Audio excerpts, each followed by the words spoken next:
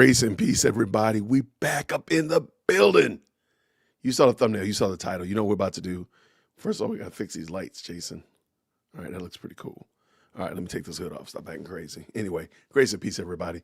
Hopefully you had a beautiful, wonderful, restful Tuesday. What day is today? Today's Tuesday. Shout out to Tuesday for sure. We are getting ourselves in the studio, in the booth, getting warmed up, getting loose, getting ready to have a great watch party. If you're new to the channel, please make sure you hit that like button. Drop your like number down in the chat. Let us know what number you came in at for sure. All right. So as usual, well, now has become her modus operandi. Your girl has not announced when her show is. So I have zero clue. I got some backups to some backups to some backups planned. And actually, I want to go look at a friend of the channel. I have not talked about him in a long time, but he is a great content creator. He had an excellent take on Tim Pool and what's been going on with that, as well as Erica Kerr, and of course, as well as Candace. So I kind of want to pull him in real quick. Just see something very quickly. 1 second.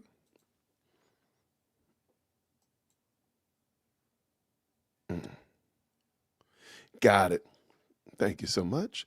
Somebody sent me something. I appreciate them for sure. Okay, I'm trying my very best. I'm trying my very best to get my arms around all these doggone poems you all have sent me about the about the red plane, blue crane, whatever. Yo, it's crazy work. Am I subscribed to Candace's channel? Why would I need to be? No. No. No, I don't feel. Is it necessary? Is there like a requirement to do that? Let me know for real. Tell your boy, fill me in. All right, let's get at it. Let's get active. All right, so Professor Nez, great content creator. He's definitely a friend of the channel, and he did a review of Tim Pool's just like complete and utter decimation of Candace. And Nez is a great guy. I think he has a fantastic heart. We've done projects before in the past. So I want to bring this in. And that's, of course, Professor Nez right there. Growing that beard, looking real slick there, my friend. Looking good. I want to let y'all hear what he had to say. And, of course, you may have heard Tim. You may not. But either way, if you could, green hearts in the chat when you can hear. Let's go. Candace Owens is a evil scumbag. She is a degenerate. Oh. She is burning everything down, and she's gloating and smiling while she does it. And you know what you told me? She has. I'm going to play you that full clip right there of Tim Pool. If you don't know who Tim Pool is, he is the host of Tim Pool IRL. It's one of the most prominent and most popular commentary podcasts out there. He goes nuclear bomb on Candace Owens, who has, for the last 2-3 months, been deriving conspiracy theory after conspiracy theory. I'm not saying that she's right or wrong, to be honest with you. I've been really focusing on a lot of the stuff that is happening in the news with Trump and his agenda and the people who are trying to stop his agenda and the lying hypocrites. I've been trying to stay out of it, but this is just too important to share because it hits home with me on a personal level. I'm going to play for you the entire clip of him going berserk on Candace Owens. Also, Erica Kirk did an interview recently, an exclusive interview, and she talks about what Charlie taught her to avoid this kind of drama, as well as Candace Owens just dropped a major bombshell today on her Instagram, literally moments ago, and she says she has the final piece of the puzzle. I'm going to tell you what that all entails too. Stick around for that. But first, I think it's really important to get some context here on Tim's behavior before I share with you this absolute meltdown. Perhaps you didn't know this, but this is something, and this is what I mean by it's personal with me as somebody who's a father, a parent, and a business owner. This is my media company I run with my wife. We're the best researchers on the planet, bringing you the truth every single day. And it's kind of like a mom and pop media company, but I take it very, very. I do want to say that Professor Nez does do some really top tier research. If you don't follow him, I would suggest you check him out for sure. If the mods could drop Professor Nez's link in the chat, he does some great tier work. I mean, he's not a journalist or anything of that nature, but he respects it and respects his audience to the point that he makes sure, to some degree, shape, or form, he gives them the best information possible. So sure, information might change next week or next month, but on today, as much as he can, he's going to give you the best information. I want to just give him his flowers because he does outstanding work on that for sure. Let's go. Seriously, as you guys know. Maybe you didn't hear that this happened at his studio. So Tim posted this a few days ago, saying, last night a vehicle approached our property and opened fire. No one was hurt. Our security team is reviewing the incident and will be relaying the report to appropriate law enforcement. This is the price we pay for speaking out against evil. Now, I don't know about you, but if you've ever had your home or your business or anything like a, firearm pointed at you, shots fired at you, it's going to have a severe impact on your psychological state. It's going to have a severe impact on your perspective in life. It is going to remind you of your mortality faster than anything. I was about to say faster than a speeding bullet, no pun intended, but it literally will. And so I want to also share this clip right here. This impacted him so much that Tim Pool, again, this is one of the most popular podcasts out there. It's a multi-million-dollar business. This is him right here before the Candace Owens meltdown saying that his last show could be happening at the end of this month. Watch. So where does it leave us? We have 2 weeks left in the year before we go on our Christmas hiatus. I'm not a big fan of any kind of hiatus. I would prefer just to work. But it is taxing. It is grueling, of course.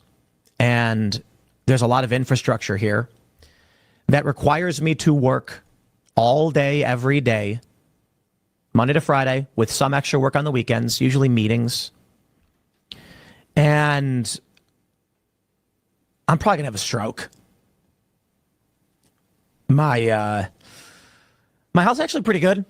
My blood pressure is great. My resting heart rate is actually around 45. I exercise quite a bit. Haven't been able to skate in the past month or two, the holidays, and But we have to have these conversations, and I have been, with the people, our contractors, people we work with, our vendors, partners. And one thing is clear. The violence will get worse. It is going to escalate. We cannot keep going as status quo. Something has to change. It may be that, as we described after the assassination of Charlie Kirk and the threat to come and shoot up our studio and our workplace, we asked, at what point do we say we can't do this anymore? The cost of running Timcast IRL Studio and the projects around it exceeds the amount of money it brings in. That's just that breaking point, isn't it, for any business? If you need $100 to, run your restaurant, but you're only bringing 90, you go out of business. The issue? The cost isn't cameras or lights. The cost is security because of the escalation. It's an artificial cost to doing business that we can't balance.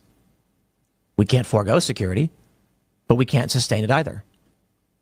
So I've had some conversations with our partners, been talking with Rumble. There may be a solution, and it's going to be rapid change very quickly. We're going to have some emergency meetings. We've already had emergency meetings for obvious reasons. And there is a possibility that the 19th is the last episode of Timcast IRL. We are doing everything we can to make sure that's not going to be the case. It's no secret that I've been frustrated and disillusioned with a lot of people in politics, but that's no reason to walk away from doing our nightly show with a tremendous success. But the cost is not just money anymore. The cost is the safety of my family, myself. And there are many ideas were floating around. Yeah, so that really puts things in perspective. It's hard to believe, my fellow Americans. I mean, this is happening all over, not just in America, but all over the world. In the year of our Lord 2025, that your life, you may have to pay the price of your life in order to exercise your civil liberties and your constitutional right to free expression and free speech. This is the most asinine, dangerous, chaotic political landscape we've ever seen. I've ever seen in my life. If you've seen anything close to it, maybe the 60s, what happened with the counterculture and JFK and all the assassinations, Martin Luther King, Robert F. Kennedy, et cetera, et cetera. That might come close, if not be even surpass it. Not that we're comparing. But I think about this every single day. And is it worth my family? Is it worth my kids? Is it worth, me trying to help my country in this manner with my media company? At what cost? So I relate to that. I relate to what Tim Pool is saying there. And that news hit me extremely, extremely hard. And I hope he gets it figured out.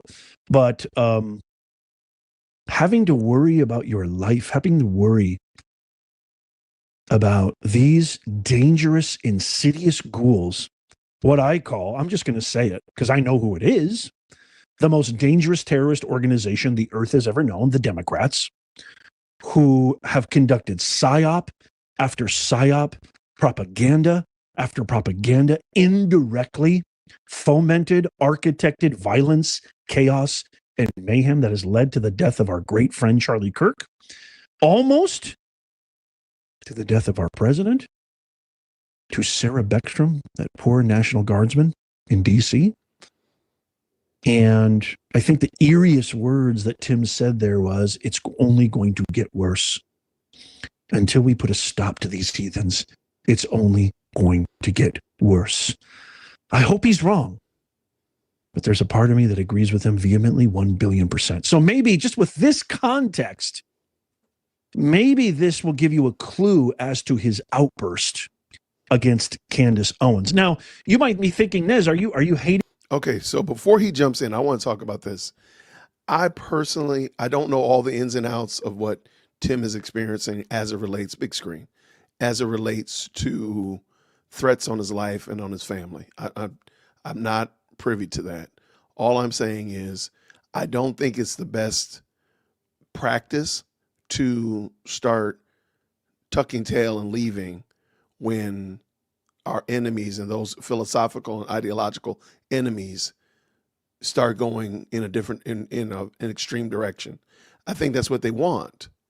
And how are we going to show another generation a counter to this extreme behavior if we all tuck tail? Now, again, I don't know the ins and outs. I don't know what he's putting into security and all that kind of stuff like that. I've heard some things and I don't know. So I'm not going to speak intelligently on those. So I just don't know if leaving, and I'm hoping he's not. I'm hoping this is just I need to get my mind together type of situation, and he'll come back. Because I do think that he's needed, he's necessary, and such of that.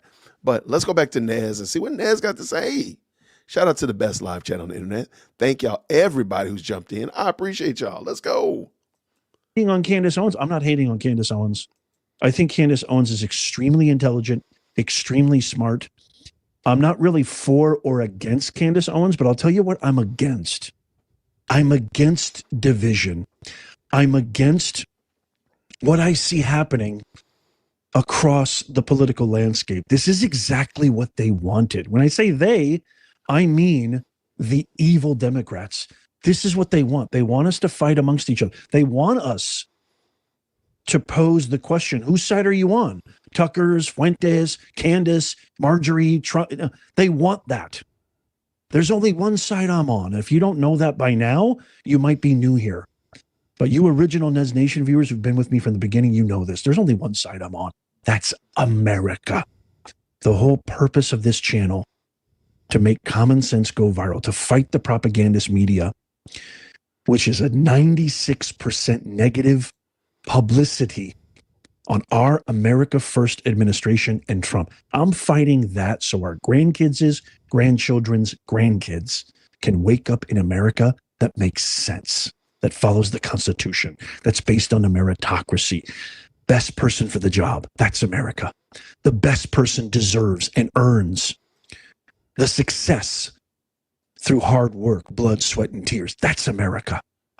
And so that's where I stand. I have to give you warning, too. I bleeped out some of the expletives, and Tim uses a lot, but I'm just going to give you a warning. This is kind of graphic, and he gets really, really explicit.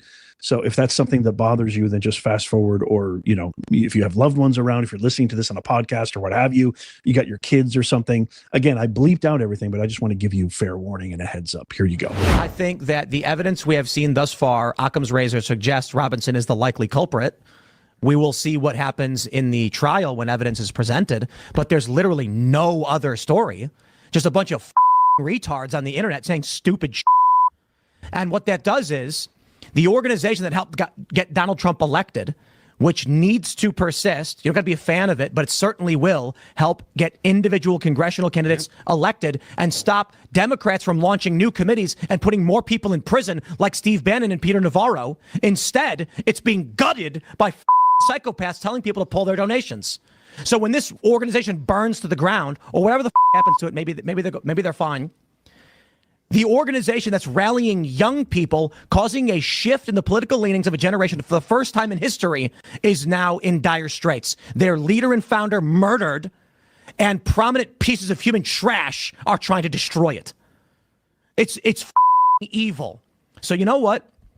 When someone pulls in front of my property and fires on it several times, I'm sitting here looking at these vile pieces of shit and thinking to myself, for what purpose will I stick my neck out if this is what happens after Charlie Kirk is killed? Candace Owens is a evil scumbag. She is a degenerate.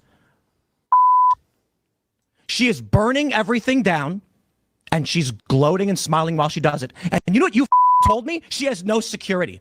She doesn't deal with the shit we have to deal with. She's a piece of shit. She's making everyone else suffer. And all of these conservatives out there that send me these messages have no balls to call her out. More and more people have started doing it. They send me these messages. Good for you, Tim. Good for you, Tim.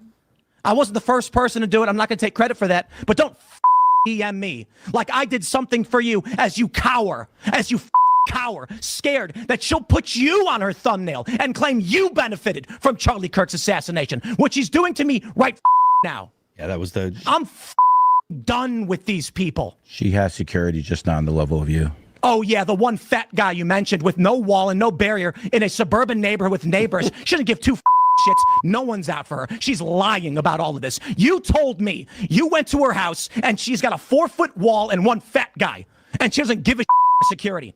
Meanwhile, I get bullets fired at my property, and I have to go live in the middle of nowhere. And I got strangers coming up to my house in Maryland, breaking in.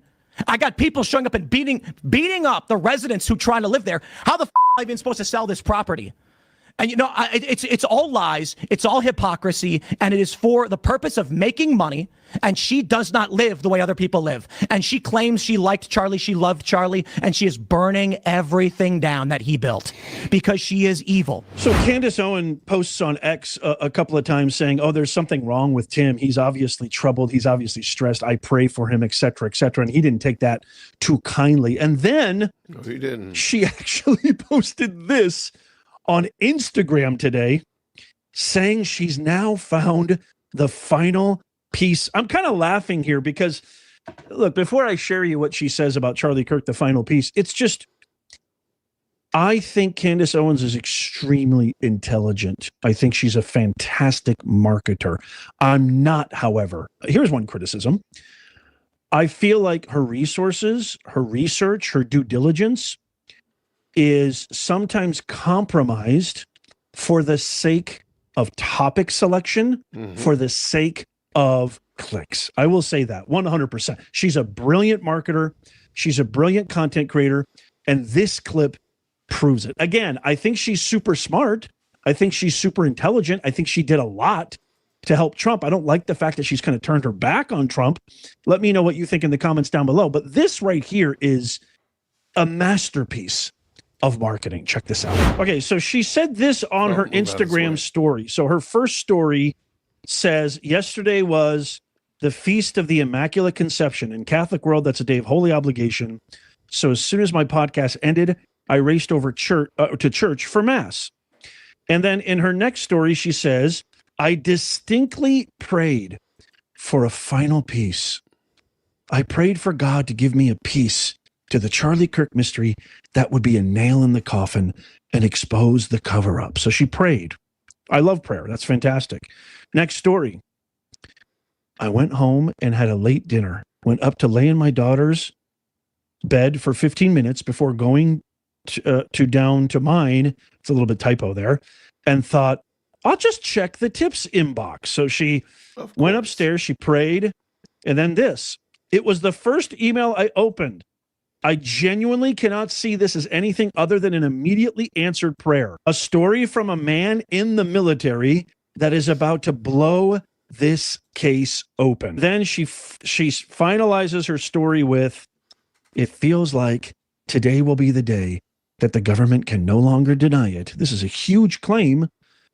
Charlie Kirk was assassinated and our military was involved. I can't wait to share this information with you guys today. You can't tell me that's not brilliant marketing. Now, who's not going to tune into that? You tell me. This is somebody who's getting millions and millions of views. And Tim Pool pointed this out, that her last, 20, 30 videos have all been about Charlie Kirk, have all attacked TPUSA, have all attacked. I mean, we got almost 702 people that are probably not going to tap in. So, I mean, there's at least 702 of us. And if you agree, hit the like button. Make sure you hit the like button. So we got to correct you there, Nez. Erica Kirk. I'm going to share a clip of Erica Kirk right now in a second too. So I'm just so curious. What do you guys think? Whose side are you on? Do you think Tim Pool is right? On the Lord's side. Do you think Candace Owens is right? What do you guys think? There's just that one little molecule of me that just thinks and wonders, what if she's right? But I need to see concrete, substantial, proof and evidence. I need receipts that are ironclad. But let me know what you think in the comments down below. Here's Erica Kirk when asked, how does she deal with all the people criticizing her? This is what she said she does. Check it out. From everyone, and you guys get this too. I know you get the echo chamber. You get people analyzing everything about you. They think they know everything about you. They know nothing about you. They see you on TV. They think, oh, she's this, she's that. He said this, he said that. And honestly, it's Charlie saying, baby E, just stop. Stop. You don't have to answer to every single person that's accusing you of things or saying that you're doing this or grieving a certain way. Baby, just stop. You know who you are and whose you are, and I'm here. I see you. And if Charlie, and I'm taking a page out of his book, if he answered to every single critic and didn't stop and put his phone down and breathe and rest with the Lord, he'd get nothing done. He would not have built Turning Point USA, Turning Point Action. God bless Erica Kirk, and may God bless and keep Charlie Kirk always. Tomorrow, September 10th, is going to be the 3-month anniversary. And we must never forget what happened to Charlie, because what happened to Tim, what's happened to Matt Walsh and so many other people is absolutely despicable, and it needs to stop right now. And with your help, we can make it stop. Thank you so much for watching. Tap that thumbs up if you love America so we can help make Common Sense go viral. Check out these videos coming up on the screen just in case. Shout out to Professor Nez, excellent content creator. Shout out to Chisney 87, brand new member. Appreciate you. Welcome. Thank you so much. And let us keep, oh man, look at this one right here. Firm Xing right here with the 5 says this, that God would answer that prayer and that Charlie would visit her in a dream is somehow more credible than God stopping the bullet. I see what you did there. See, that's a Christian miracle. I think it's funny how she always used to call it a Christian miracle, but let's continue. Thank you for that. I appreciate the 5. And thank you so much for tuning in right here as well with the 5. I watched the Keisha King show. She seemed godly.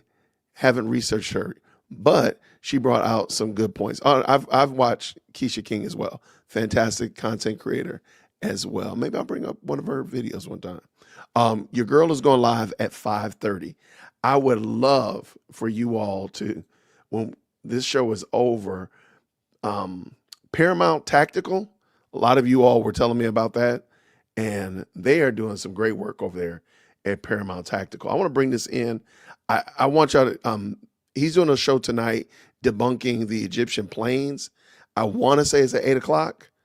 I think it would be great for us to jump over there when we get done. Hopefully we'll be done with this, all this jump over there, green hearting up in the chat, all that kind of stuff like that. Let me bring this in and let's check out a little bit of what Tactical is saying. And hopefully I can encourage you to go check them out today. Let's go. Green hearts in the chat when you can hear. I feel like I was set up by the federal government in terms of this lawsuit. Like, this wasn't just Brigitte and Emmanuel sitting down making a mistake by filing this national lawsuit, but rather federal agencies which may have been colluding and speaking to one another about how to put an end to my research into who Brigitte was, because all of these governments are implicated. And by all of them, I mean France, the United States, and Israel implicated. So 3 different countries, the United States, Israel, and France, conspired together to sue Candace Owens for defamation to stop her from investigating Brigitte Macron. And I don't know why Candace is just ignoring the fact that she antagonized France to sue her, just like she antagonized others. Like, she wants people to sue her. Why did she do that?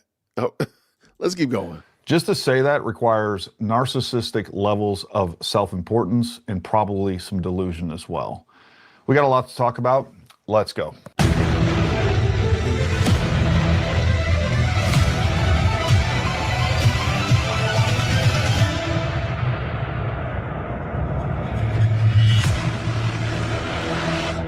Hey folks, Gary here with Paramount, and today is Thursday, December 4th, and I hope everybody out there is having a wonderful day. Look, I've spent my own time, money, efforts, and everything else investigating the Charlie Kirk assassination since it took place because I care about the truth. That's really all that matters to me.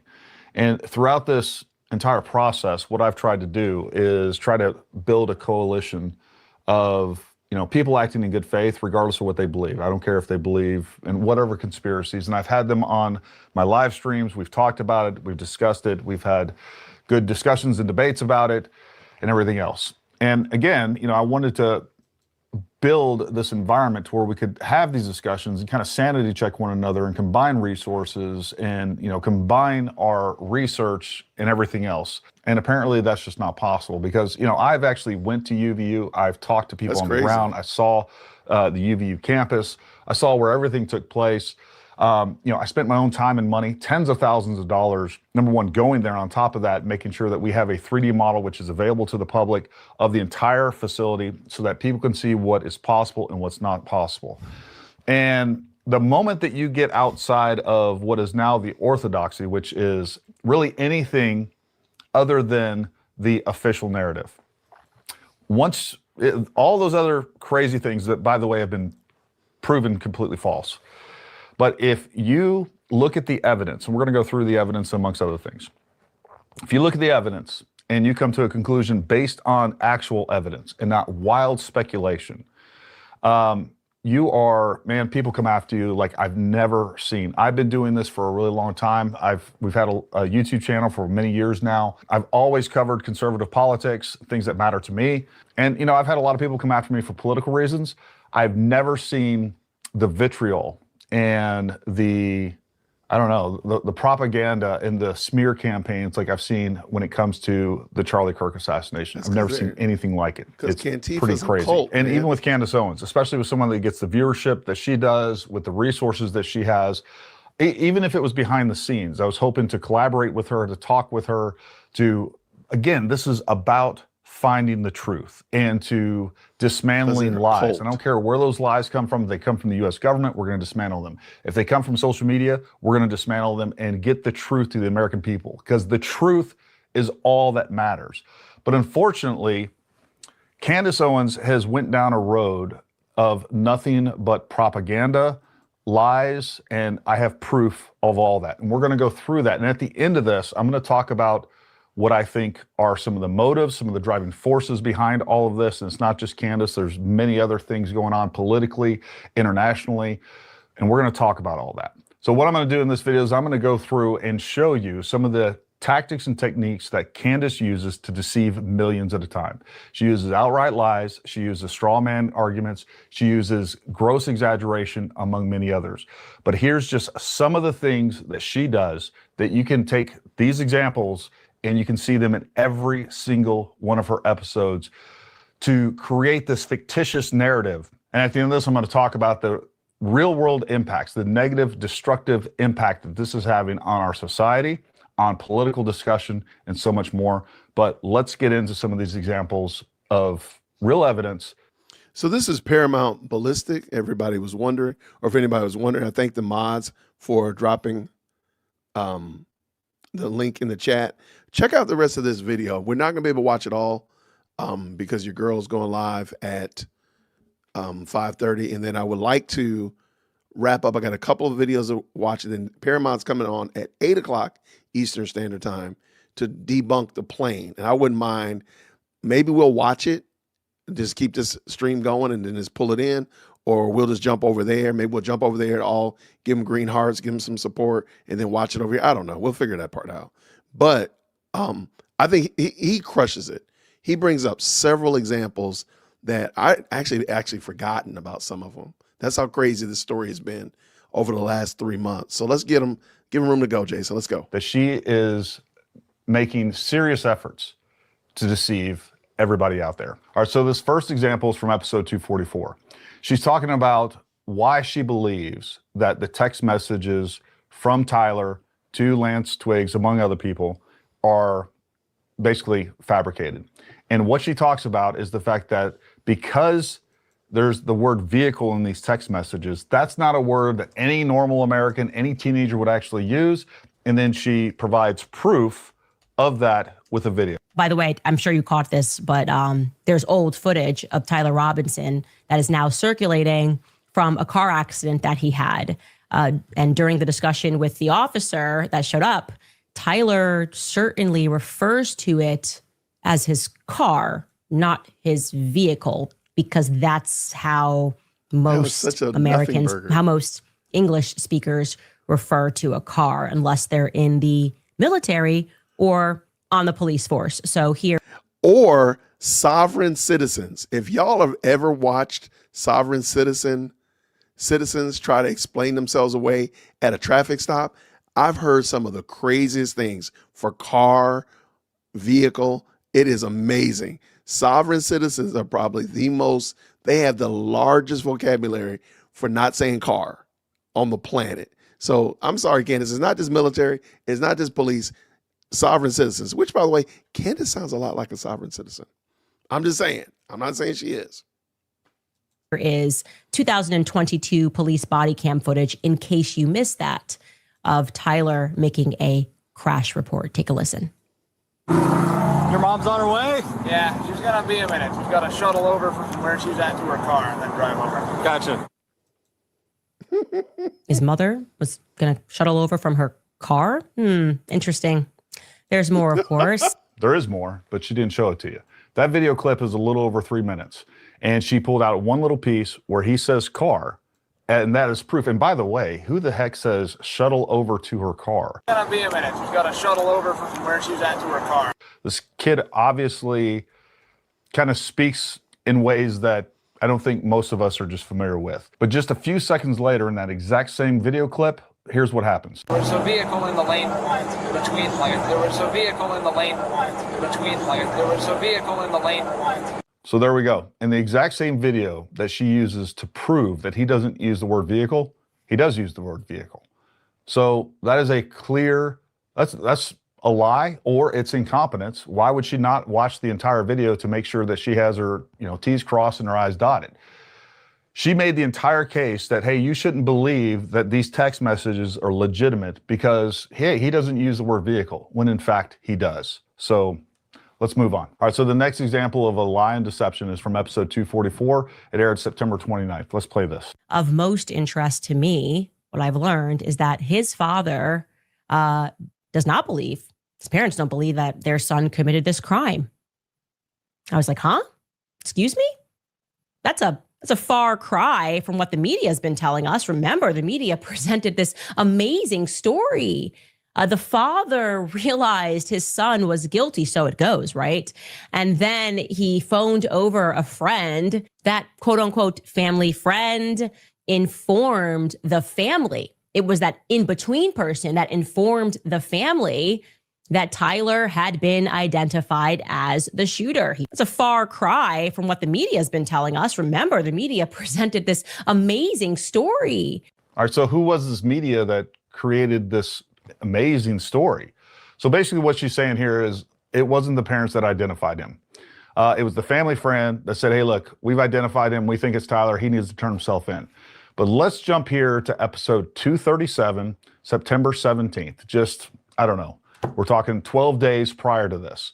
And this is what Candace actually said to begin with. I have a source, and everything the source has told me that has happened and when we were lied to publicly has proven to be correct. So I'm very inclined to believe this source on a couple of other things. And when I speak also to Lance's family, they are confirming what this source is telling me. So we're going to go through this. All right, so she has a source that she has found extremely reliable. And on top of that, everything this source has said has been confirmed by other people. Let's see what the source actually has to say. So they released the photo.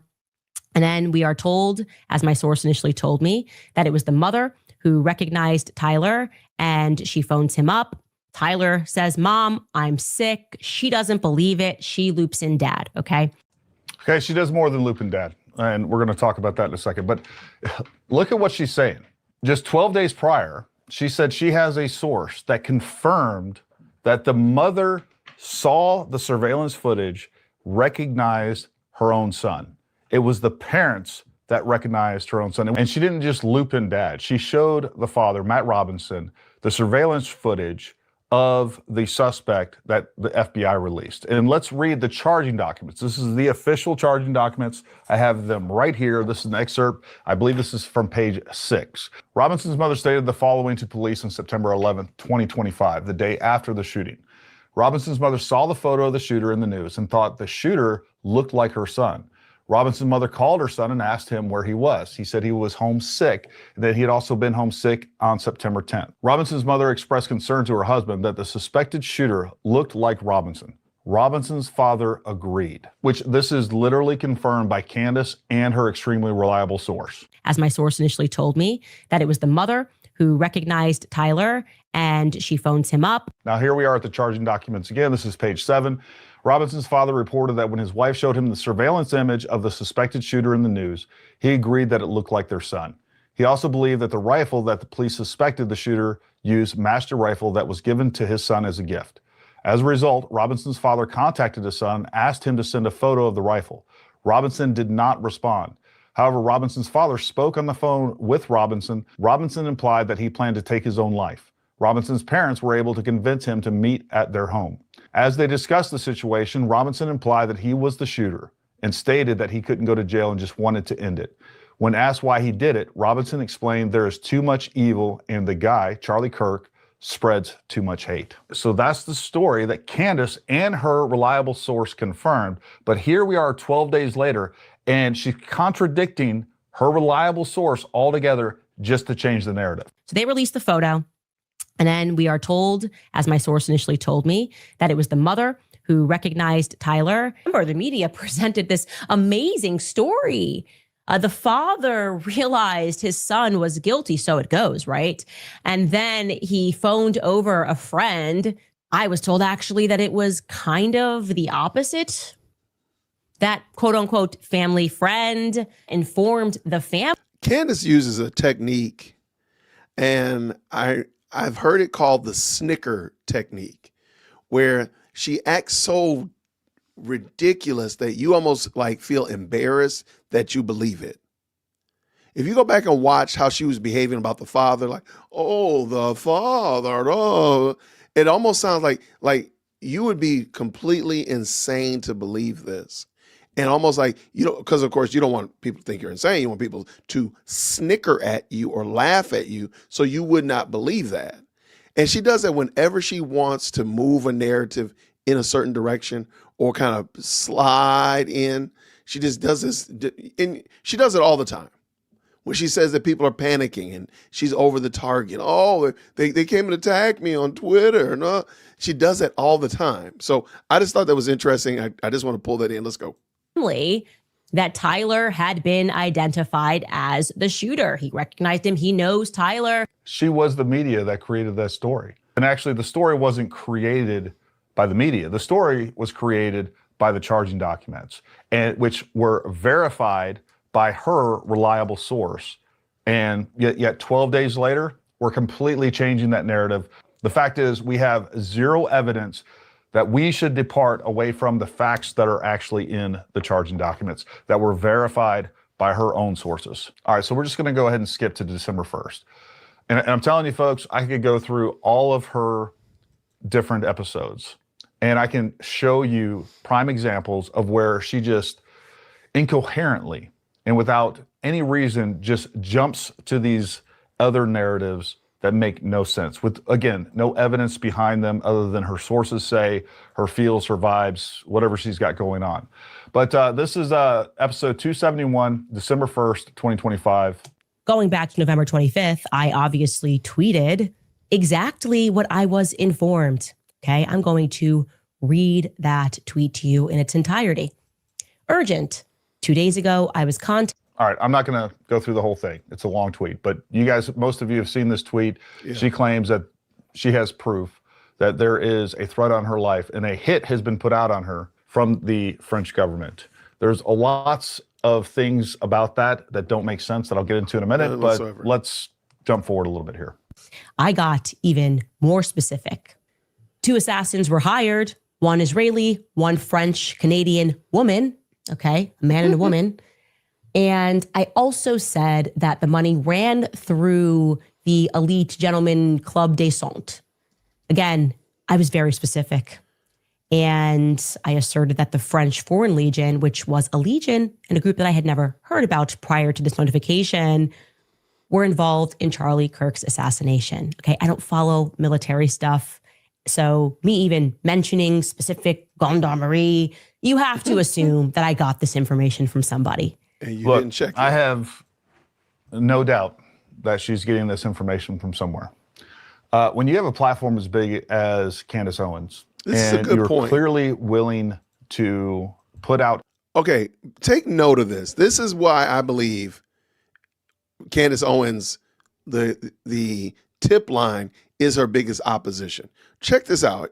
I love the way he explained this. Information with so little evidence other than a source says, or even said source tries to provide some sort of bona fides of who they are, which is very easy to do. You become a prime target for disinformation agents of all types, from foreign adversaries, from political adversaries. I don't doubt that there's somebody that has convinced her that they are close to high in the French government and have provided, I don't know, whatever proof that she required to provide. You know, that could be somebody in the French government, that could be somebody in another government, could be somebody in, you know, their parents' basement in Baltimore. Look, I don't think it's that hard to convince Candace that you are a legitimate source. And I don't think she would require a lot. I think she's naive. I mean, just like she said, she's ignorant of the military and how things work with that. We're going to talk more about the French Foreign Legion, National Guard, and some of the other things that she is alleging that just defy common sense altogether. So again, I don't doubt that she's being fed this information. I just think that she is easily tricked and is too eager to put out this type of stuff. And Absolutely. I think people are taking advantage of that fact. Did I report it to the White House? Of course I reported it to the White House. Did I report it to the FBI? Of course I reported it to the FBI. Did I report it to our counterterrorism unit? Of course I reported it, because I'm telling you there's a paper trail. Common sense. You think I'm just... So even here, this is another one of those snicker moments. Of course I did. Of course I did. She even starts with, of course I did. But you really didn't though, ma'am. You didn't. You text somebody in the FBI. You didn't, and there's still been no evidence or proof. So this is another one of those snicker tactics that she uses. Doing that because I'm assuming you could get a felony for making something up out of thin air like that. You can't just use United States resources to go after somebody in a plot that never existed that you did for clicks on YouTube. Look, I'll be honest with you. I'm not convinced that she believes this threat is real. And there's good evidence of that I'm going to share with you in just a moment. Because basically what she can do is she may be getting this source that she probably doesn't believe to begin with. And she can take that information that she's got. Other than her saying it, we have zero confirmation she even filed any reports to any agencies. It's just more, trust me, bro. Hey, does this guy follow me? He might be playing Candy Rot bingo with us. We're going to play bingo again tomorrow. I promise. This is craziness. Okay, shout out. And give it to the White House, give it to the FBI or whatever else. And it gives her plausible deniability in all of this. So that's why I think, but things get even weirder here in just a second when it comes to her reporting of this information. The idea that it was a multinationally planned event. And by the way, is that on its face even plausible? No, it's not. Multiple agencies and multiple countries involved from Egypt to Israel. People are saying that's totally crazy. It is totally crazy because we have a couple of issues with that. If we have this multinational conspiracy to kill Charlie Kirk, which is what she's referencing right now, what I want to know from Candace is the how. All right, you can throw all these allegations out, but not once has she shown the mechanism for which they made it work. So we have the French Foreign Legion, we have Israelis. Who actually took the shot? Where were they? Who was on the roof? Was that, like, I don't even know. Like, give us some details here. Like, you can't just move on without telling us how it took place. And she doesn't even believe that Tyler Robinson was on campus, even though both of his parents confirmed and identified him as the suspected shooter from surveillance footage on campus. Let's listen to this next part because this is where some of the things that she constantly does as far as deception goes continues to play out. No, it's the lone shooter who had never been on campus, who climbed the roofs like Spider-Man. This is something that she said in multiple episodes. Yeah, you know, Tyler Robinson climbed the roofs like Spider-Man. Oh, it's so crazy. She uses such gross exaggeration to make a point and to make you, the listener, believe that the idea that Tyler Robinson was on the roof is nuts. Well, here's footage from when I went to UVU. Let me show you exactly how much of a Spider-Man you have to be to get on this roof. It's insane. All right, folks, so here's the stairs that go to the roof. He should have been playing that old Spider-Man music. Spider-Man, Spider-Man does whatever a spider can. He should have been playing that. That would have been hilarious.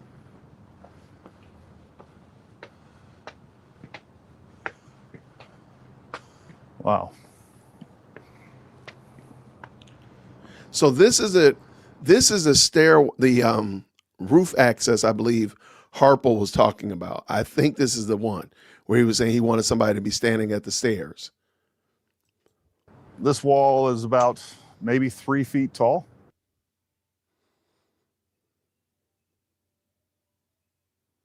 All right, so right there is the shooting position. It's about 200 feet away from there. You don't need to be Spider-Man. As a matter of fact, you don't even need arms.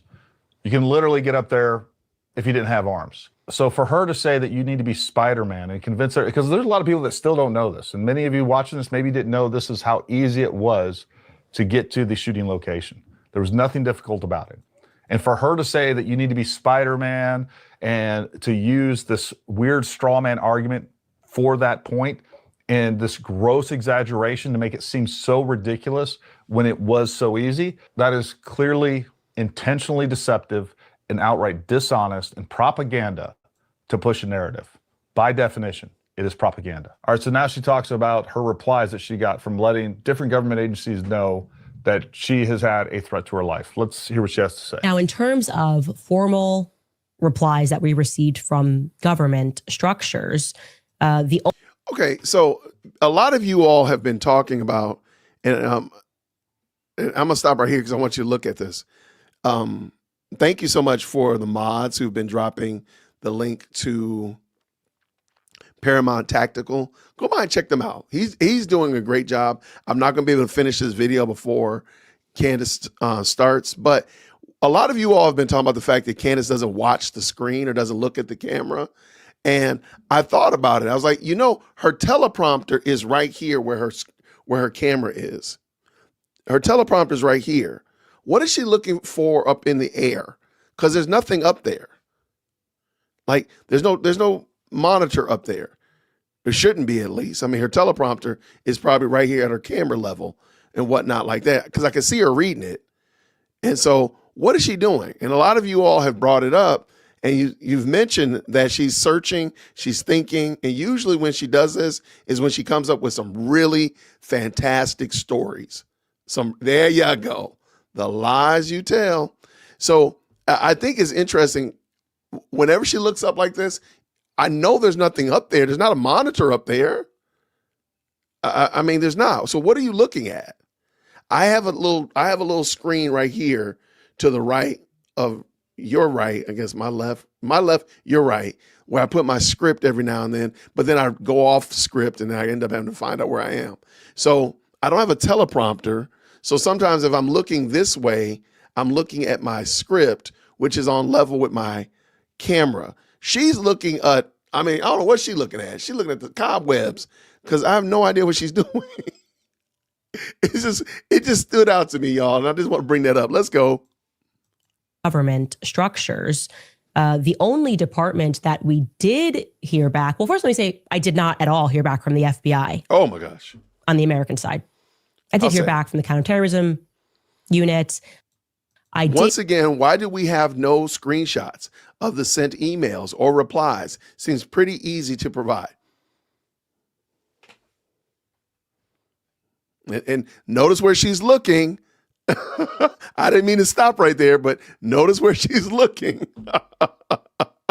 Wow. I did hear back from the White House confirming that message had been delivered on Trump's desk. Me saying that I had the information. I guess he didn't want to inquire further, which is interesting. But the FBI left me on red. And I will say I didn't go through an official channel and send an email, and I should do that. But I did send a text message to somebody very high up who received the text message. No response. Wait, what? You believe that there is a multinational, state-sponsored assassination team coming to kill you and your family? Your husband? I understand her family wasn't mentioned, but they would obviously be in danger as well. And you sent a text message and didn't send a formal email to the FBI? That's what you're trying to tell me right now? Or a police report. I don't believe that. I don't believe that you believe that this threat is real. I'll just say that. That's like that. If my family was in danger and I thought a state-sponsored assassination team was coming to kill me and my family, like I would be sending that everywhere. And I would make sure that and by the way, when I got a response, if I have a platform like this, I'm going to show you that response. Why is it she's showing us the confirmation of her emails? Like, she demands evidence from everybody, from the FBI, from TPUSA, from Utah. And she never gives the simplest of evidence to us to confirm anything that she says. And she doesn't mind sharing. The only evidence that we have gotten is sort of the text messages early on. Why doesn't she show this text message that she even sent that information? What is she afraid of there? Why are we not seeing the confirmations of receipt that she says, that she tweeted about as well, that they acknowledge receipt of all of this information? Why don't we even have that? Doesn't make sense. All right. So shout out to Paramount Tactical. I want to take a quick second to shout out everybody that's jumped into the best live chat on the internet. I don't know what you have going on tomorrow. Tomorrow's Wednesday. I don't know if you're driving to work or you're going to be in the office or whatever like that. You're going to be working from home. But at 9:00 tomorrow, I'm going to be having an interview with Rochelle Lee, who is a young woman that interviewed Brandon Tatum. And she had a great interview with Brandon Tatum. I thought it was fantastic. But I think most of you all have heard or have seen, whether it be on X or here on YouTube, Brandon Tatum has some kind of alleged issue with her dad. And he texted her or emailed her and asked her to remove the video of their interview because he doesn't like her dad, which is crazy work. Anyway, she's going to be coming on the channel tomorrow. So I'm looking forward to having her come on. We're going to have a good conversation. So far, the conversation we've had have been great. So I did tell her up front, my dad is kind of ornery, but I'm going to go on a limb and say, you know what? You've probably never met my dad. So therefore, I don't think she's going to want to turn down the interview because of my dad. And I don't know much about her dad. And guess what? I'm not going to hold the child responsible for the sins of their father. So therefore, we're going to let that one slide too. So I think we're going to have a good conversation tomorrow. And that's going to be at 9 o'clock Eastern Standard Time tomorrow. The link, I'll make sure I already have it ready. I'm just waiting for it. I just got her picture. So I'm going to go ahead and make the thumbnail while we're watching whatever Candace is going to be talking about. But shout out to the best and most electrifying live chat on the planet. Shout out real quick. Paramount be investigating the way Candace should. Thank you, Slayer Princess, for the $2 super. MT back up in the building. Don't get put in timeout again today. Did you see her Russell Brand video? I did not see it. I'm trying not to. I know we be doing a lot of Candace reviews. So I try not to, believe it or not, I'm trying not to overwhelm us with Candace content, even though I do put out a lot of Candace content. I'm like, there's a lot. I could do the Russell Brand. I could do, there's so many. And I've gone through the crates. I found old, ancient Candace videos that I could just have fun with for hours. So I did not do the Russell Brand. If y'all want me to, I will. But that's it. Phantom picked up on it too with the $2. Said this, what counterterrorism unit? We don't have one. I don't know what she was talking about. I think she meant like, I don't know. I have no idea. I'm not going to even give her grace. But yeah, that was extra crazy for sure. But y'all, thank y'all so much for jumping in. Okay. Yeah, I don't have to do the Russell Brand video. If y'all don't want it, trust me, your boy will not be mad. I don't have a lot. I don't know a lot about Russell Brand. He just doesn't seem like somebody. He's not my brand. See what I did there? See that pun there? All right. One thing I've learned last 2 episodes is do not allow that music to play. That music that she plays right after her intro gets my videos. I get a copy ding for that little 3 seconds of music. That's crazy. So I got to make sure I block that out because I've been pretty good at it. But my last 2 videos, I did not, and it hit me up. I don't know what that's about, but shout out for sure. Y'all, we got 1,100 people up in here, almost 1,200. Make sure y'all get those likes up there. Help your boy out. I really appreciate y'all. So she's going to be changing the world, shock the world type of interview here today. Okay, we'll see. We've been here. We've heard this before. Well, I mean, it is that. And the demon be trying to mess my video up.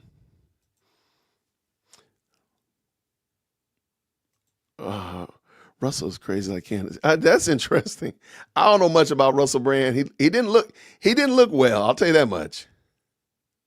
Charlie put Candace in friend zone. She has been jealous ever since. Dang. How did I miss that? Yes, Candace has been in the friend zone. She mad about being in the friend zone. That's what it is. How did I miss that? Candace needs shock treatment is crazy. Y'all, hold on.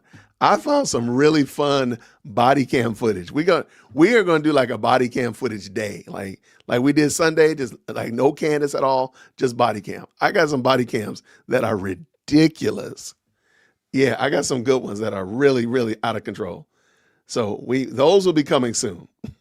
Just to change it up. Just to change up a little bit. What do we got here? Somebody told us that this is their support group. They said they go to their support group every afternoon around 5-ish or so. And they were talking about my channel. I said, that's hilarious. All right, green hearts in the chat when you can hear. All right, you guys, happy Tuesday.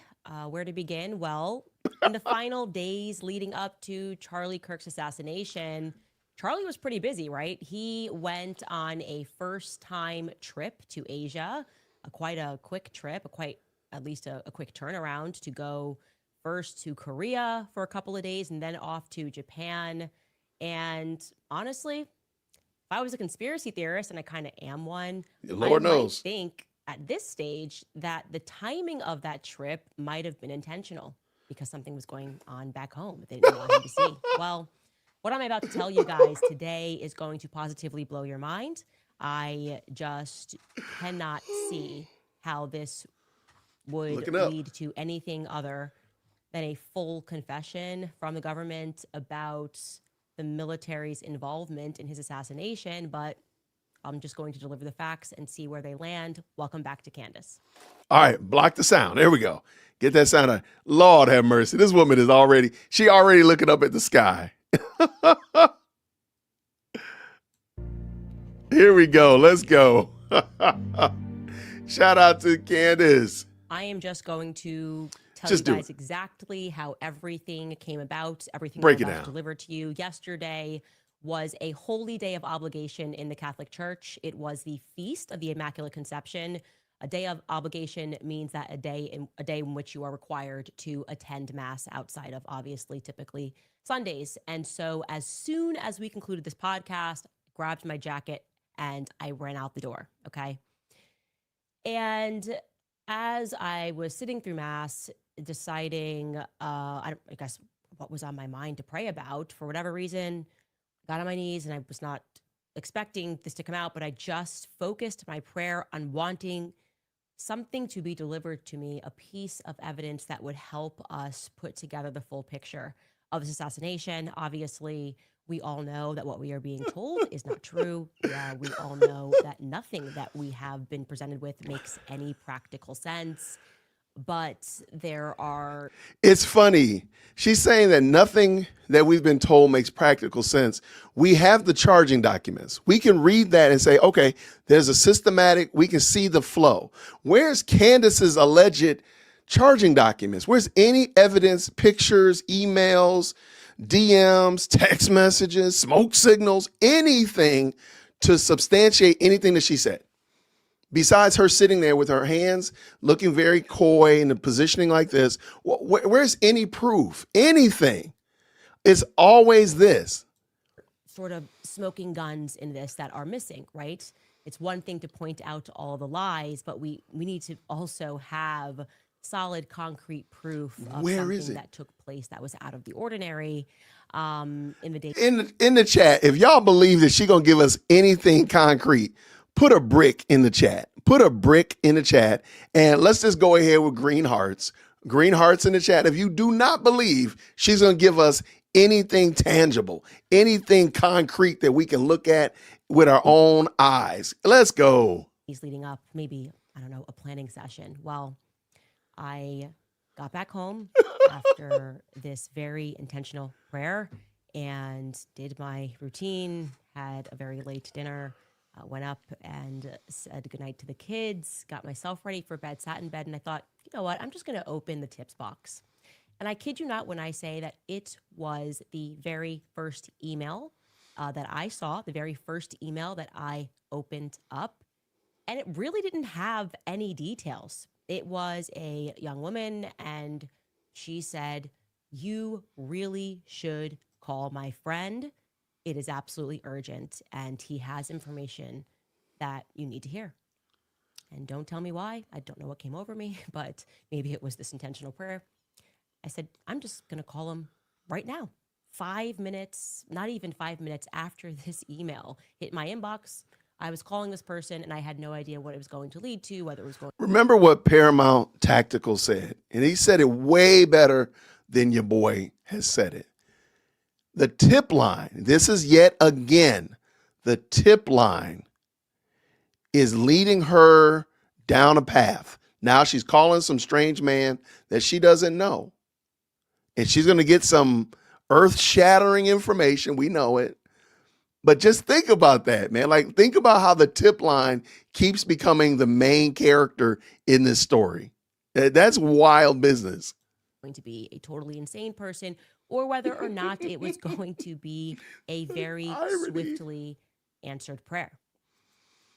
The person that I spoke with, his name is or was Harry, and he told me a story which I have since fact checked various elements, the elements that I could fact check, and You ain't fact checked that 920 building.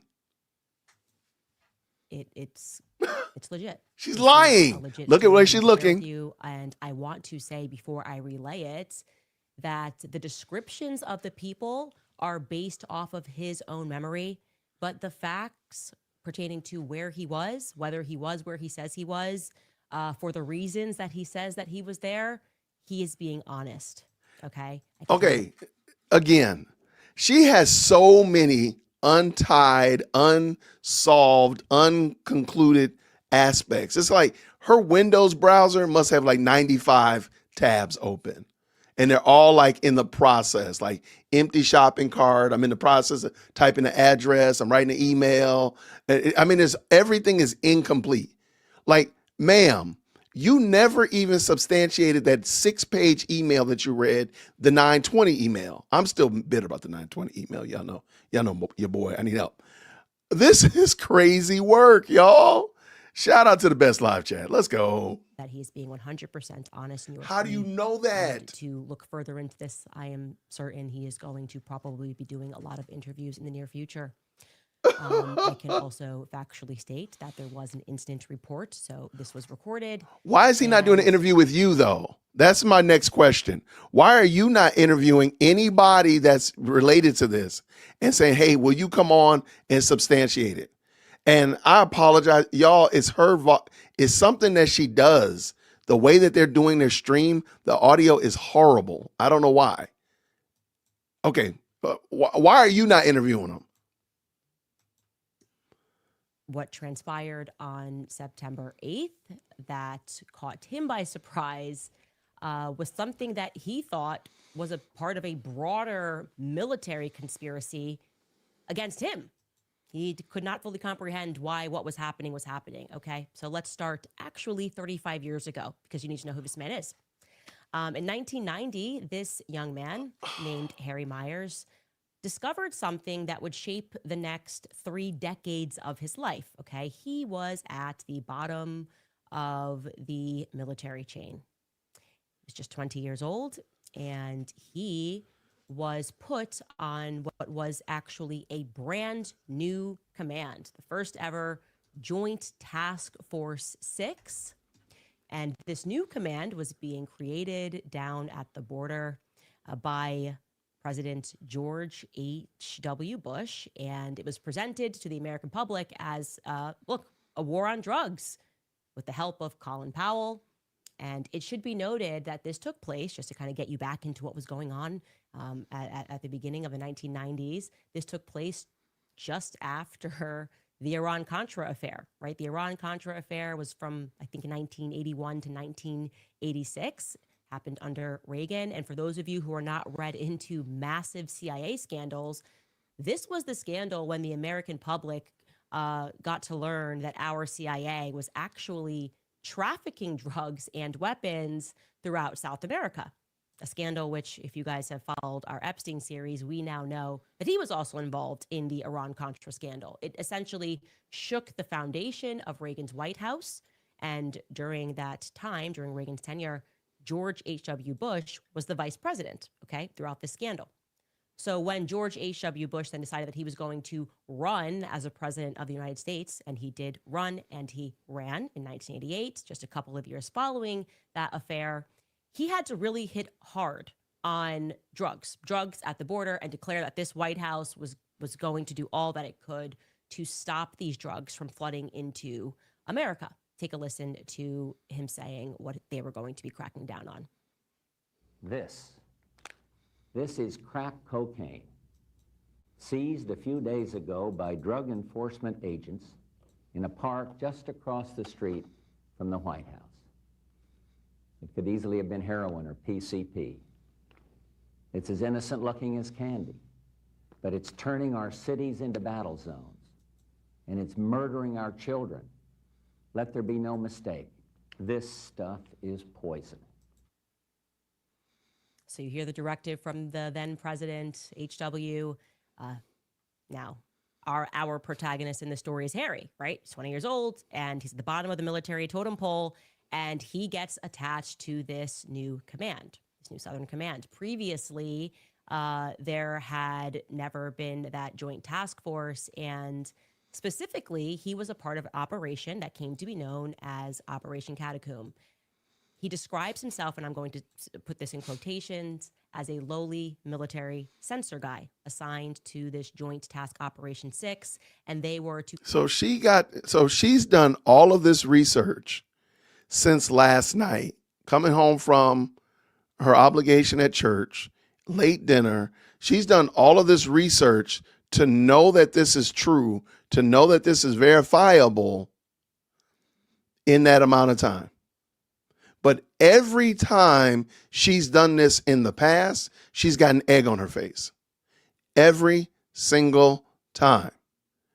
Why are we to believe now she has done enough and sufficient research? This seems like an involved thing, a week, if not more, of checking sources and triple checking leads and so forth. But she's doing this in what, 12 hours, 13 hours?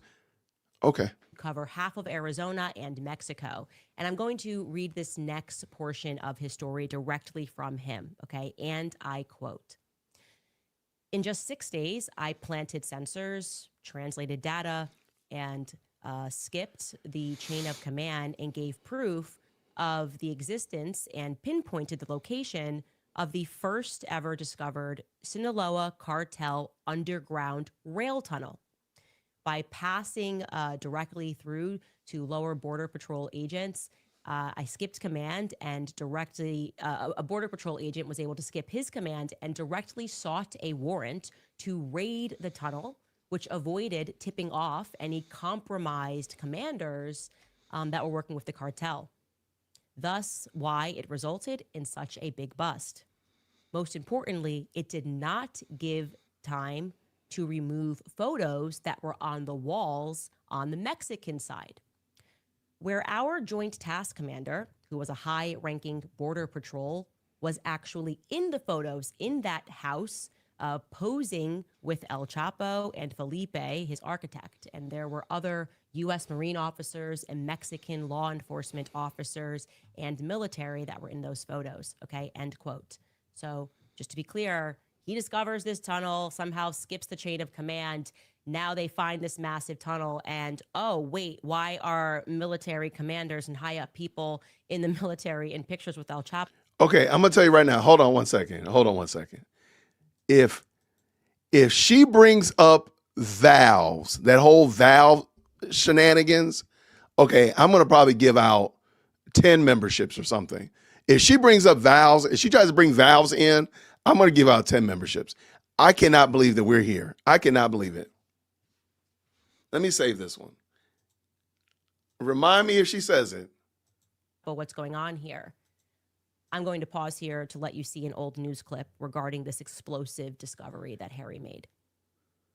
The tunnel was called one of the most sophisticated drug smuggling schemes authorities have ever seen.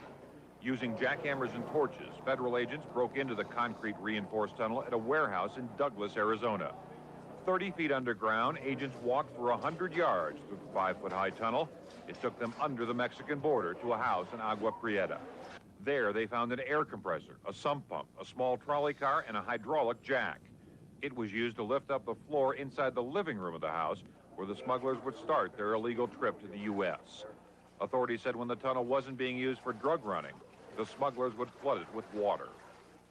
Let's say we came over here with some technology trying to detect this. It would look like an underground stream if it was flooded.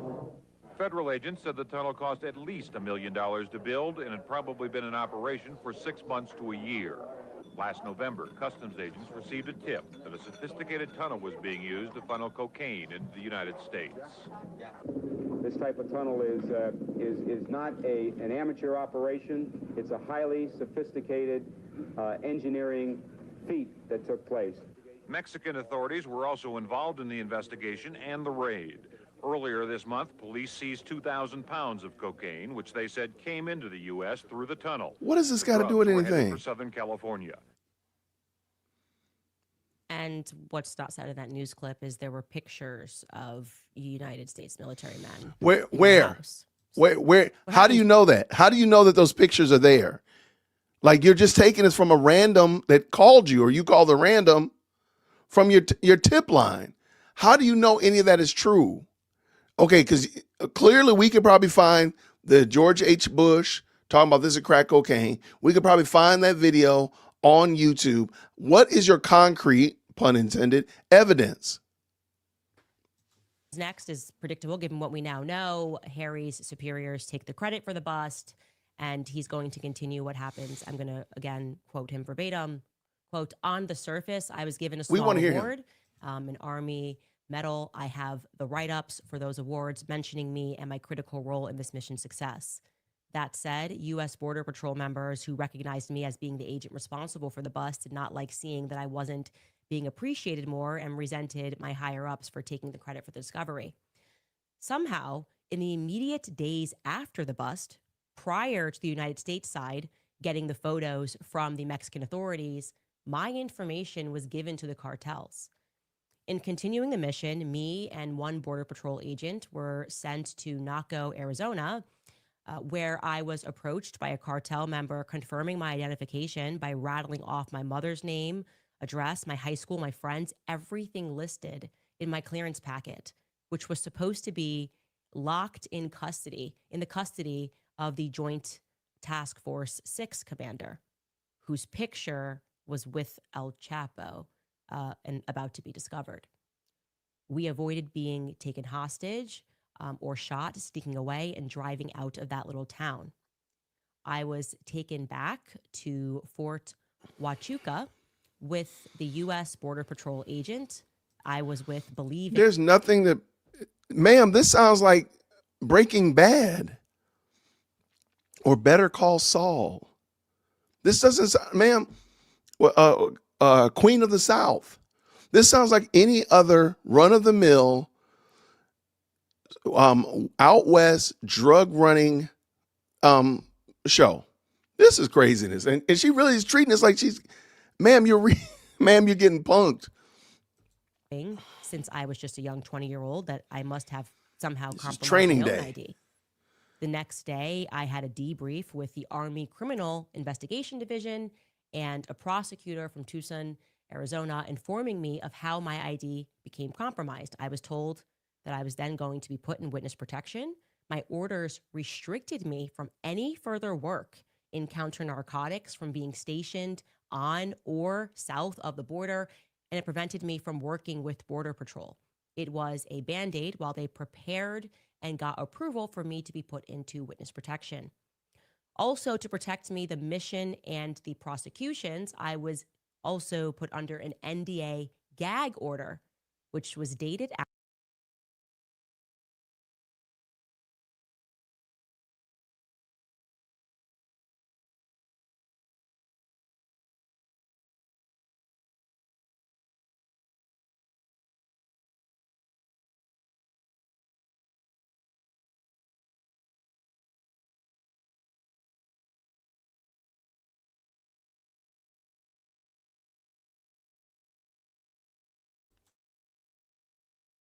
I'm muted, y'all. Good gracious. She's looking at the camera right here. You know why? Because she's reading the teleprompter. The teleprompter is right here. And whenever she's reading, quote unquote, whatever he told her. And so therefore she's got to read the teleprompter. But once she goes off script, she starts looking up at the sky, and usually over to this side, which is her right. When she starts doing that, that's when you know she's lying. That's just it. Now, these lies are written out on paper, sadly, and she's written out on her screen, so she's looking at the teleprompter to tell these stories. But once she's done with that and she started looking up at the sky, that's when you know she's telling a lie. All right, let's go.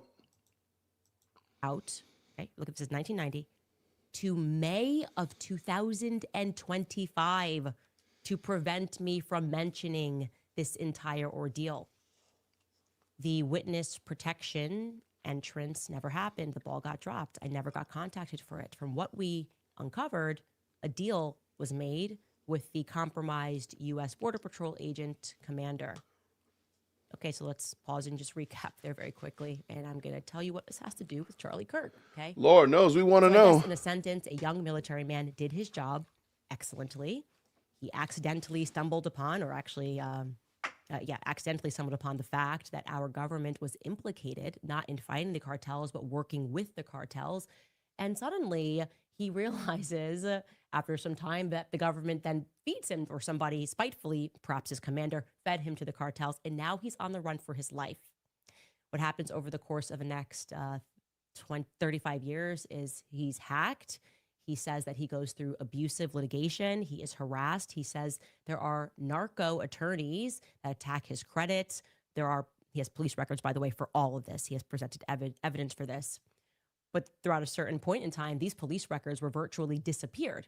He had been reporting that hitmen were coming after him. He had names. This was a 35 years long ordeal. He now has all this paperwork thanks to some county clerks who did the right thing and were able to dig up these records. But y'all, this is I have to admit, I'm sorry. I got to disagree. This is not boring. This is actually quite entertaining that she's believing this. Like, man, she verified this information. How did she verify this information? Again, she has a horrible track record. Finish up. I don't even care anymore.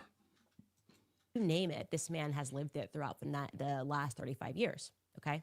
Fast forward to May of 2025, May of this year. Oh, my Aaron gosh. Myers, who now has a new name, by the way, which I'm not saying, but he is finally released from this 35-year military-grade NDA. So what does this now 56-year-old decide to do? He decides that he's going to confront his past. He wants answers, okay? He wants to know why he was never protected. He wants to know if the FBI had been informed, and if so, which they were supposed to be, why they didn't do their job. Why didn't they protect Harry? He was working for the military, and he did his job. He makes up his mind that he's going to deal with this in person. He is going to travel from his home in Washington back down to the very base where this all began, right? To Fort Huachuca, in Arizona. He's going to revisit the past. He's going to get these answers. He books himself to stay in a hotel on the base, a military hotel known as Candlewood Suites.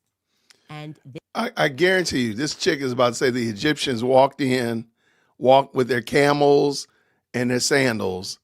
Y'all, this woman, thank you, man. There's 1,400 of y'all watching of the best live chat on the internet. Thank y'all so much. Y'all, this is ridiculous.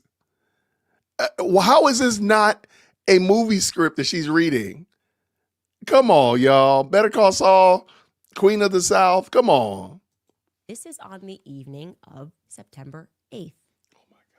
I want you to remember that, okay? The Egyptians. He's been so thorough. He has sent me timestamps, bookings, reservations, went through his call logs. I was like, I want you to. There's no way everything happened. So there is no way you did all that before since last night. There's no way. And you got all that information. You don't show us anything. It's just a big trust me, bro. Come on, Cantifa. Come on. To the Candlewood Suites at approximately on September 8th. 5:37 p.m. Checks into the hotel, and you can imagine he's a person that pays a lot of attention to his surroundings, right? When the cartels are after you and your family, and you are compelled to change your name, you pay attention to your surroundings to see if anybody looks shady. What he knows, everybody looks shady. Somebody who is special forces in the lobby. He said, you just know when you're dealing with a special forces guy, and he is in the lobby. And a young woman, comes down thereafter. That young woman, who at the time he did not recognize, is with him they kind of fluff around in the lobby while he's checking in. He's on the phone with his wife. And thereafter. Okay, I figured it out, y'all. I figured it out. Netflix just bought Paramount and Warner Brothers, right? Candace is auditioning to be a screenwriter, showrunner for something that Netflix is going to roll out in 2027.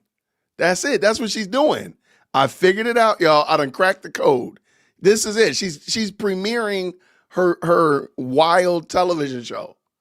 I don't know what it's going to be called, but it's going to be like it's going to be something crazy. The two of them get into a green pickup truck. What about the rental car? Okay. I need the rental car to show up. Now we're September 9th. He wakes up at around 5:30 a.m. in the morning because he wants to see the sunrise. He says that he then fails at finding the Army Criminal Investigations Department. So he drives off base, just a little ways off base, to get some coffee in Sierra Vista. While getting that coffee, he runs into some soldiers. Again, this is just all God at this point, who happen to be wearing 10th Mountain Division patches. And he's like, that's my old unit. What's going on here? Like that, he thinks his unit's gone. Nothing's going on with this unit for a long time. That it's been torn apart, or I don't know what the military expression is for that. He strikes up a conversation with these young guys, and they tell him, "Oh no, the old Joint Task Force 6 is now being continued, and it's known as JTF, Joint Task Force Southern Border." Now, for those of you who are like me who don't know, like literally what it sounds like, Joint Task Force, meaning like you can get the Army, Navy, everybody kind of working together on something. And they're like, yeah, it's now JTF Southern Border. And they give him directions of how he can actually get to the new command center. They tell them that they're actually currently borrowing a building down there.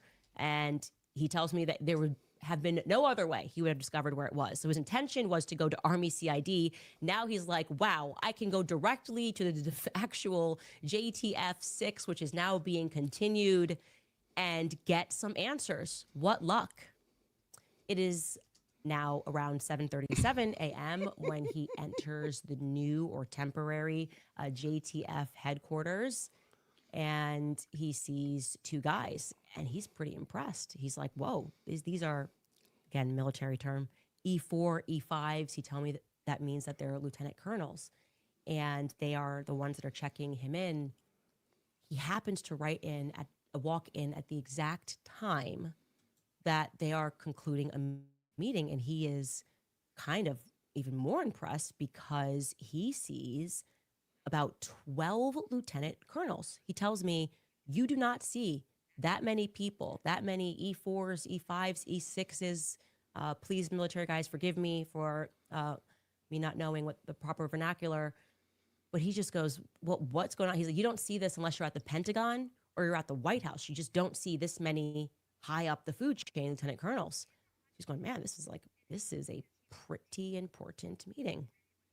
And then he sees three men walk out, one of which is the person he identifies as the person that's the center of the action, right? He said you could just tell this is the most important person. And he has gray hair. He's got glasses. I have gray hair. I believe he said that he's about 5'10". And at this point, he sees that the person that is with him, and he said, certain that the person that is with him is Brian Harpole. Yeah. Okay. Oh, it's about to get even more interesting. So, and again, I'm going to say allegedly because I wasn't there, but I have spoken to this guy, and I very much trust what he is saying. I think he is very credible. Okay. So he sees Brian Harpole come out, this older guy, and that he has... This is the same Candace Owens. Maybe editor Jason can edit it in that she verified that 920 email, and she said she had that for weeks. Remember that. The 920 email, she said she had spent weeks verifying all that, but didn't know that it was her lawyer's office that was the 920 address, 920 North King. So because you had weeks to research that, and you fumble the ball that badly, I'm supposed to believe that you had hours to research this, and you're right. Okay. I got a reason why I don't think TPUSA is going to sue her. I'll tell you later. What then happens is first the guys that are checking him in are friendly. He explains to them, yeah, this is what happened to me. I just want to speak to somebody. They're like, yeah, let me help you. And all of a sudden, after Brian, who he believes to be Brian Harpole, who he's not obviously recognized. So remember, this is this man, her source is telling her this. There's no evidence to this fact whatsoever. And let's just keep it 100. Brian Harpole looks like I've seen 10 Brian Harpoles in my town today, but I digress. At that time, he would not have known that was Brian Harpole, but he remembers him, obviously, because then the biggest political assassination since JFK happens. Suddenly, somebody hits the panic button, and two captains come out, and they escort him out of the building, and they begin what becomes a 7-hour interrogation. Okay, they think he's a spy. How did you rumble this meeting? How did you know this meeting was taking place? He's being asked a bunch of questions. They're putting pressure on him. They're gaslighting him. I actually want to, if you give me a second, I want to read exactly what he messaged me about what took place. Why didn't you read this all before? Why don't you show us? Oh my gosh. Y'all, this woman is serious, y'all. Cantifa, y'all, this is y'all girl, man. We are not here. We are here to mock her. That's it. Incredible. It's actually just incredible how he describes what their strategy here of attempting to gaslight him into believing that he was a spy or that he was working for somebody. And he's like, no, I'm just here over an incident that happened 35 years ago. I'm trying to get answers regarding it, and they're putting pressure on him. I'm going to write this verbatim. He says he's being interrogated. He is, quote, being accused of being a bomb threat because I was special forces in the military, EOD in the military. They then attempted to try to gaslight me to see if they could angle an accusation of me being a threat to others or myself. When all of that fell flat, they then conferenced with base commander after I assumed they verified that I was not there to spy on that particular meeting. They decided it was okay to send me off post. That's when I drove a Tucson. I got a room. The next morning, I turned in my rental car. I got on a plane back home, and I had to stop in Salt Lake. Upon landing and turning on the phone, my wife is telling me about Charlie Kirk. And again, this was just a coincidence. I happened to be in the airport at the time that you are talking about all of those strange flights that were taking place there. I did not notice anything helpful, other than the fact that the airport was not very crowded. So after 7 hours, he explains to me that they were going to, they debated holding him for 48 hours for this perceived, perhaps maybe bomb threat spy thing that's happening. And he's thinking, can you imagine this? They're paranoid, but he's paranoid and thinking, oh my gosh, this is more like Sinaloa cartel stuff. And I'm being treated like this because I've wanted to speak out about this story for 35 years. Both of them are wrong. Okay. Both of them are wrong. This really is just a coincidence.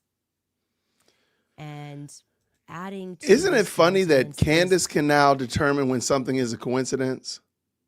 She can say it's a coincidence, but anything else that somebody else might say is a coincidence, they can't do that. This is weird. The fact, and that he got the commander's name. That obviously that questioned him for this long. He says this was the guy that was in charge, the commander. And he said he was approximately 36 years old. He had brown hair, the one I'm talking about that was leading the charge on asking him all the questions and interrogating him, and that his name was Captain Neff. I'm going.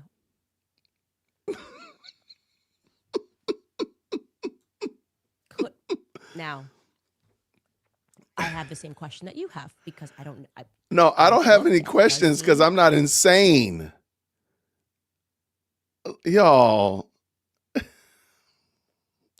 Just let it go, Jason. Just let it go. That's, and I never even questioned this, whether or not it's potential that Blake Neff has military connections as well. Like, I guess that kind of like, I just thought this is the producer of Charlie Kirk show, but it is interesting that somebody, and this would be a brother, cousin, I don't know, this is the person that interrogated him. And eventually, he says, was a person that had a heart and realized that he was not a part of any spy network, and eventually escorted him off of the base and onto his way. That's a lot of coincidence for me. Now, he says to me, communicated this to me very clearly. So, Candace. So this secret base that nobody would know is there, it's got all these big wigs there, and this dude just literally walked in the building, walked up to the front desk, and is glad handing and shaking people's hands, and I'm supposed to believe that? Okay, I got you. I got it. I got my orders. I'm supposed to believe this. There you go. I know how these meetings work. These are the meetings that are had ahead of an operation. Like when an operation is being confirmed, you have these final meetings, and they involve all of the higher ups, and you are trying to do this in a very isolated location where, you know, people are not going to accidentally happen upon you because they've got something to say about what happened 35 years ago. And that is what he happened upon. And I don't know what to make of this information other than he feels that he then recognized these people. He feels certain that he recognized these people in the days following Charlie Kirk's assassination, when a bunch of people are doing Fox News, and obviously I don't even know what to do anymore, y'all. This woman don't make any sense at all. This is ridiculous, man. Like, she really believes this. I'm honestly a little bit taken aback that she believes this. Again, man, you know what? How about this one? Maybe it's all true. If she had a track record that was at least commendable, at least gets a participation trophy, then maybe I would be like, okay, maybe she's on to something. But every single time she comes up with a lead, it is a nothing burger or is proven wrong. And she doubles and triples and quadruples down only because she's too prideful and arrogant to say, yeah, I was wrong. I got that wrong. Because you know why, y'all do know why you do know why she's talking about this, right? Do y'all know why she's talking about this? In the chat, real quick. Are you aware why she's talking about this? I'm going to tell you exactly why she's talking about this. Now, I don't know this emphatically, but based upon information and my own belief, I'm going to tell you exactly why she's doing this.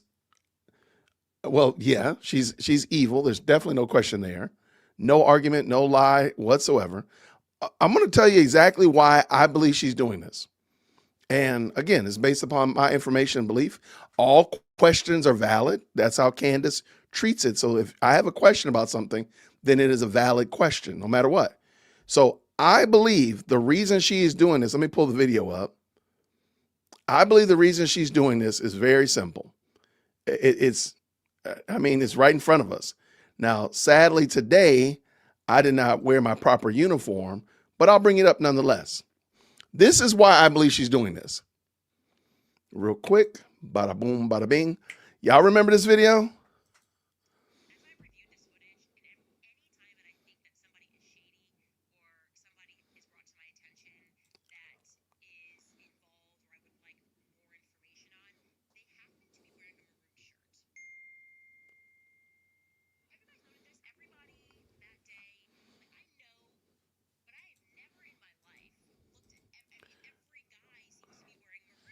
Oh, needless to say, it's the infamous maroon shirt debacle. She got so torqued off on Instagram about that. She was mad and torqued off on X about that. She was fit to be tied about that topic because people were making fun of her about the maroon shirts. And I think it's the only thing right that we do make fun of her, right? And because of that, the reason she's doing this today is to justify the maroon shirts. She's doing all of this to say that these people that were at the event were wearing maroon. She's trying to get that military involvement into the mix so she could say that they were into the mix. So she could say they are the ones that the whatever Mountain Team 10, whatever, they're the ones that did the deed of deleting Charlie Kirk. That's where she's trying to go. I guarantee that's where she's going. Real quick, I apologize. Green Hearts in chat if you can hear. Obviously, then we've got a massive event at a stadium, and everybody is in front of the camera eulogizing him. He feels confident that he recognizes these people, and that needs to be shared. He's willing to tell a story. When? Like I said, I have verified. He has sent me so many documents, everything from his high school graduation certificate to his military documents to the police records to everything that he's speaking about. That person will never be on camera. DAs, judges, things that he's been in court with fighting just to get out his story of what happened 35 years ago when he did the right thing. There is no way in the world that guy, she's ever going to do that interview. There's no way. There's going to be 1,000, 1,500 million excuses, but none of them are going to be this man is sitting in her studio and her interviewing him or whatever. And boy, does he have some luck.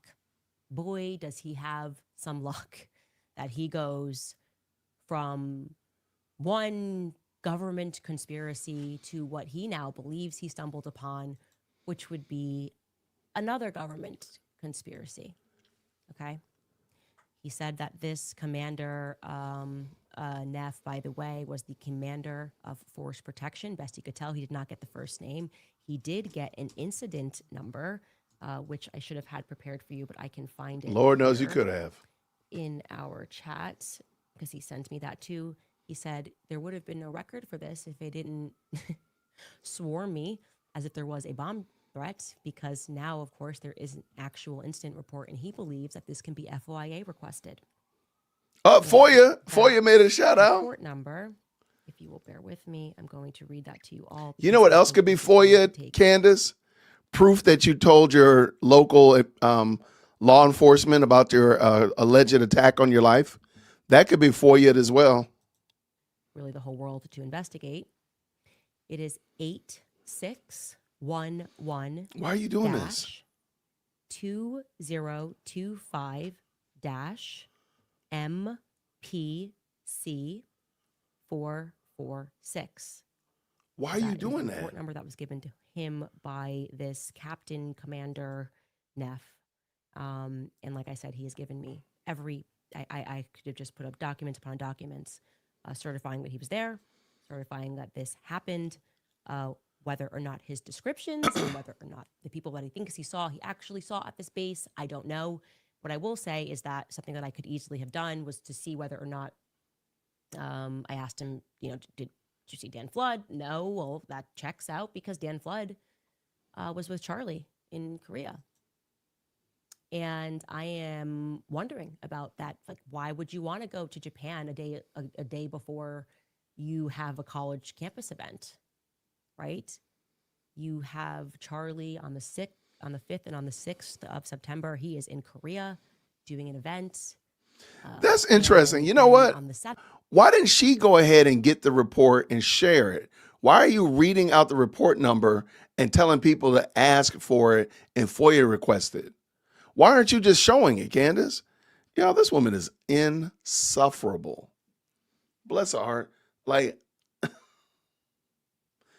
this is ridiculous. I'm sorry. He's in Japan and he is on CNN News Japan speaking. And so, yeah, like on the 8th, if that's when he left, maybe he left on the 9th, you got a 12-hour flight back home. And I have questions, and somebody out there knows something, and I don't know what to say. Nobody cares anymore. This feels right. This feels right to me.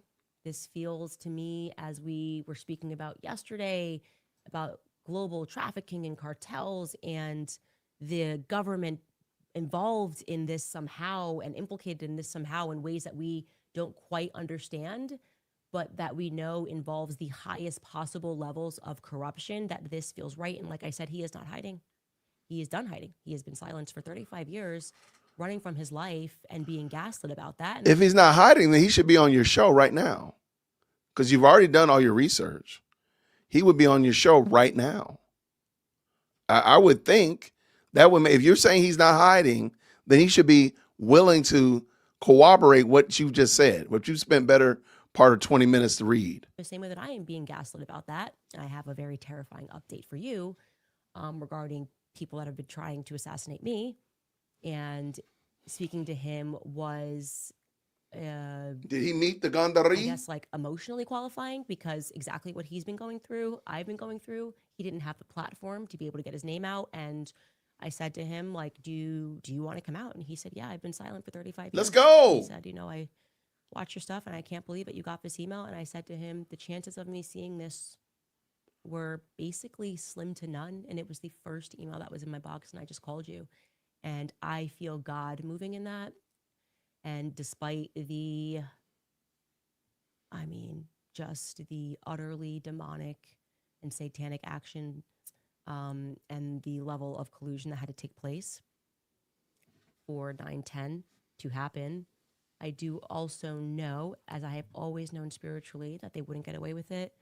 And I think Charlie, whatever vision he had, in which he knew his life would be short, and which he knew that I would not let this go, because I somehow feel tied to it, and we're seeing more and more every day that somehow I am tied to this.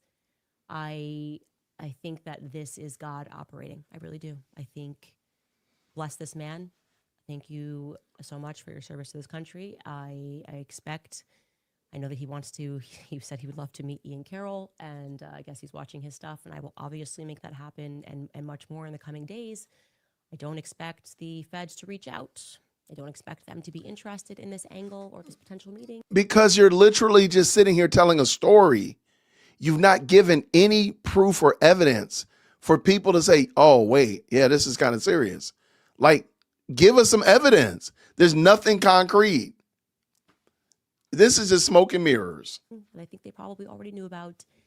I do hope, though, that somebody else saw something, and somebody knows the quickest way to FOIA request that stuff. Somebody knows how to. She ain't learned her lesson yet. I've given you the dates. I've given you the times. He has given so much more. She still ain't learned. I know. I just thank God that I saw that email. We're going to pause there. And if you guys know anything, obviously email us at moretips@CandaceOwens.com. She ain't learned no lesson at all. There's no way she done learn her lesson. She just keeps on doing it, man. Like I'm just going to keep it on. I don't even care. I'm just going to keep on doing it. Yo, thank you so very much, man. We got the best live chat on the internet. Thank you so much. What does he say here? Jason, you know her fans can't read. Stop it. MT, don't get in trouble again. Thank you for the $2 super. We don't want to put you in 0-second timeout again a second day in a row now. Come on now. Shout out to Haley with the 5, says this. She's got a hit out on her, yet she's praying for a smoking gun on an extra holy day? Yeah, that makes sense. You know what? I didn't even pay attention. I totally forgot about that. I totally forgot about that. Shout out. That's a great observation. Like, yeah, like you're not praying that they get found? You're not praying that the FBI text message gets read? Shout out for sure. Thank you. With the 5 says this. Janae, 2004, maybe she thinks somehow her holy revelation will make her a saint one day. That's a very keen, I don't know, man. I just want Candace to go away. I want her to stop. But thank you so much for the 5 for sure. Captain Jack's up in here says this. Every sex offender and murderer I interviewed sat with their hands covered, their private parts, as a subconscious way of protecting themselves. And Captain Jax is a former law enforcement agent. Thank you so much. That's odd how she's sitting like that. I've never really paid attention to how she sits, but that's very interesting. Thank you. What's MT coming back around here? She's a weapon of mass tardation. I'm about to put you in 0-second timeout. You got to go. You got to go. All right, she did not do it. I thought she was going to do the valves. I thought the valves were going to show up. I just knew that was going to happen, especially when they were talking about flooding the tunnel. I just knew that they're going to talk about valves. I knew it, but I was wrong. She's going to tie it to the boat strikes. Watch. Oh, really? You think so? MC with the 2, that would be very interesting. That would be interesting. That would be interesting. Again, there'd be nothing concrete, but it'd be something entertaining. I think Tatum's Substack was written by Candace for him to post. It sounds like the way she speaks. By the way, is his wife upset with his obsession with Candace? I don't know. And I did hear that as well today, that a lot of people think that Candace wrote his Substack and even wrote the reply to Leah, which I think there's merit to that. Thank you so much for that. With the 2, what does Carrie say? E4 is a corporal and E5 is a sergeant. Yeah, and they're just out there just chilling, right? Just out there just yucking it up and people just walking up on them. Okay, I guess that makes sense. With the 2, says Jane Lynn right here, 10th Mountain Base out of New York, not Arizona. Really? See, now hold on, because I know somebody, I'm sure, if I go to Twitter, matter of fact, on Thursday, we got Green Beret nap time. On Friday, please forgive me, Green Beret nap time is coming on. I'm going to add this to my questions to ask. I'm going to ask him about that. So you're saying that the 10th Mountain is based in New York, not Arizona. That's crazy. Interesting. I want to see that. I'm going to look into that for sure. Brandy says this with the 5. Thank you. How did he get on base and to that close to everyone? Just asking questions. I don't know. Which, Candace ain't gonna ask that question. Like, you just ran into some people that told you where the top secret base is, with all of these big wigs happen to be there, and you just walk in. Okay. All right. Maybe so. Not even at the gate, though. Not even that, get stopped at the gate. But you're inside the building. That's an excellent question. Amethyst with the 5 says this: who's in her ear? Maybe she's using Scamelot's Bluetooth earring after all. She doesn't need them anymore, and George is gaslighting her. Just saying. I don't know who it is, but they're setting her up for the wet up for sure. Let's go. Thank you so much. Captain Jax came in. The tipster was discharged on a psychological discharge, and she is taking all of this as fact. What an absolute idiot. I don't know where to go. I don't know, but thank you so much for the 5. And what does Stephanie say here with the 10? Y'all, this is not a smart person. All she knows how to do is regurgitate stuff she's told, and that's on Tucson. There you go.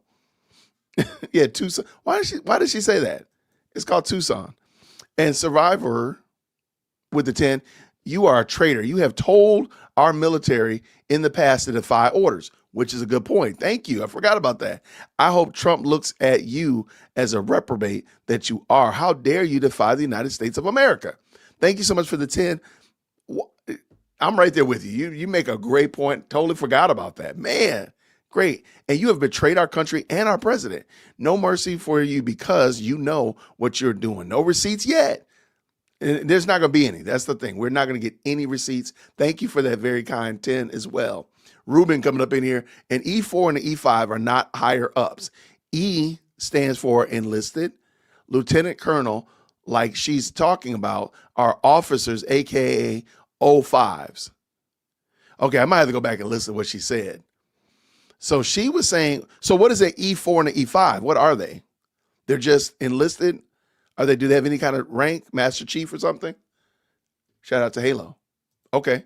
No, that's great. Thank you so much for that 5. And then Tracy says this: the world is full of strange facts. How does this all move back to Charlie? I don't know. And why did Charlie have to go to go to Asia for them to do this? That's crazy work. That's just diabolical ignorance. I hope there is a Colonel Neff so that they can nail her. Thank you so much, Amy. Like, why in the world? She's just taking a random person's conversation. And this person is hitting all these. He saw Harpo there. He's got Neff there. He sees the person in the lobby and he's special forces. And all of this stuff just so happened. And this guy is the one that told you this. It's like a living, breathing 920 email. And she wants me to believe she verified that. No, you didn't. Who remembers Looney Tunes? Which character represents her the best? I say it's Foghorn Leghorn. I think it's Yosemite Sam, But I'll give you Foghorn Leghorn for sure. Thank you, Amethyst, for the 5. And coming back around, Annie K with the $2 Canadian says this. She's sellout. How cheap is her dignity, bruh? I mean, it's crazy work. Like, she's giving this up for a text message and an email. She'll give up her whole position. She wants us poor folk to do her dirty FOIA work. Get the heck out of here. Yo, that's correct. Thank you with the 5. She said, look, y'all go ahead and do that FOIA for me and send it to me. You know people in Cantifa are going to send it to her. Shout out. Yo, shout out to Paramount Tactical. What's going on? Thank you so much, man. We just got done watching part of your video. You were crushing it.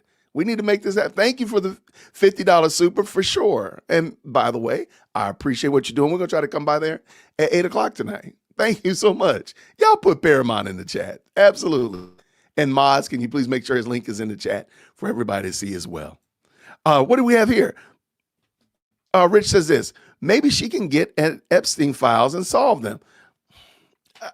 At this point in the game, I don't think Candace I don't think she realizes that she's being punked.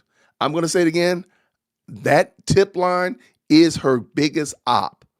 That's her biggest op. It's the MVP of the show and it's the main villain. I don't know how that works, but it's reality. The fact that she's reading these things as if they're verified is crazy work. The poster child for you can make this stuff up. You can't make this stuff up. I really want to use that Kevin Samuels clip. Curtis comes up in here again with the 20. E4 is above a private first class. E5 is a lowest sergeant rank. So why is he making it sound like these are like, it doesn't sound like these enlisted men, the E4 and the E5, are really that big a deal. It don't sound like that's a big deal to me. So why is he making it sound like that unless he's trying to trick her? Walker, I mean, I wouldn't be surprised. Shout out, thank you so much, JM, for this. She's scared to lose her base when Neff and the team present facts on the 15th. Oh, that's a good point. And trying to discredit them now as a corrupt secret service force. Her base will believe it as further proof TPOSA is lying. Very good observation. I like that. That's, you know what? That makes perfect sense. I like she didn't say he just saw somebody and his name was Captain Neff. Get out of here. Get out of this place. Hate to say this, but there are a lot of disturbed, paranoid people out there. Reports or call documents don't make things true. Candace is either ignorant or banking on her followers' ignorance. No, I think it's definitely she's banking on their ignorance. Because at this point in the game, you've given nothing that even rhymes with receipts, which, by the way, I don't know what would rhyme with receipt. Nothing that sounds like receipt at all. Evidence. I don't know. Evidence either. Fence. Nothing. Rhymes with rhyme. None of it. Let's keep this going. Candace is Pepe Le Pew. Her research things. Thank you for the $2 super, and I appreciate that. That was a good laugh. I like that. Rochelle, the daughter of Rabbi Shmuley, Candy made number one enemy. Thank you so much, Goat Hub. Yeah, we're going to be talking on tomorrow. So I'm looking forward to having a conversation with her. Candace is back from her commercial break. Let's get her done. Whew, I'm tired already. Chat, I'm obviously very new to military terms. So you guys are saying it should be E5s and E6s. And he said that these are lieutenant colonels and colonels and that it was a big brass meeting. He estimates that there were 12 to 13 lieutenant colonels that were in that meeting that he stumbled upon. It's funny, the chat is correcting her and is morphing, changing, and augmenting the story that the witness gave her. Oh my gosh, deceit rhymes with receipt. You're right. I totally missed that. Oh my gosh. So the person gave her information that's wrong, and she started augmenting and changing it based upon the email from people that weren't there. Y'all make that make sense. And yeah, that's that. I'm going to leave that there. Mm-hmm. On that same note, though, however, I have been, I don't even, I have no words, and I'm going to try to find them here for emails I did not expect to receive yesterday. Right after I spoke with him, I kept continuing on this in my tips inbox. And obviously, yesterday we spoke about this Pierre in Scottsdale, and I had mentioned that he had a partner. Pierre Falcone had a partner named Arkady Gaydemak. Didn't expect that to be relevant to anything, but they were both involved in Angola Gate, which was global trafficking at the highest levels of government. But this Arkady Gaydemak didn't show up for his court hearing, and he just was sentenced in absence for trafficking weapons, et cetera, et cetera. I explained to you that he was born in Russia, and then when Israel became a nation, he was first over there. He was also factually, and you can see in this article, a French intelligence agent. Okay. Why am I bringing up Gaydemak? I don't know. Well, we don't after know yesterday's either. episode, I had asked If you don't know, Candace, how in the world do you think we're going to know? We are all lost. We are all out here looking at each other like, where are we going? Are we there yet? I don't know. I'm looking for the deceit receipts. Y'all, girl, go somewhere and sit your butt down. anybody had anything or knew anything about, Turning Point potentially working with this Pierre person. Oh, gosh. I was shocked when a flutter of emails came in from people saying that they believed Gaydemak was living in Nashville, that he moved here sometime in June. I quit. And when I say a flurry of emails that came in, there were 7 people, mostly men, who were certain that Goodbye. man, aged now, is working in Nashville using the name Jonathan Schmidt. They are certain, at the very least, that he is from Israel and that he is working for a company known as Root Brands under the guise of being a technology officer, and that he has brought in and secured jobs for Ukrainians. And again, this has all transpired since apparently June. Ukrainians who he alleges are running from the war. They say he was brought in by a businessman in town named Clay Thomas, and that one of the Ukrainians that is working with him, his name is Alex Smirnov. Now, I don't know what to say other than I am positively terrified. I don't know who to contact, considering the feds, police. Just call the police. You literally just read out a man's name in Nashville, putting a target on him. This is no longer serious, y'all. This woman is 100%.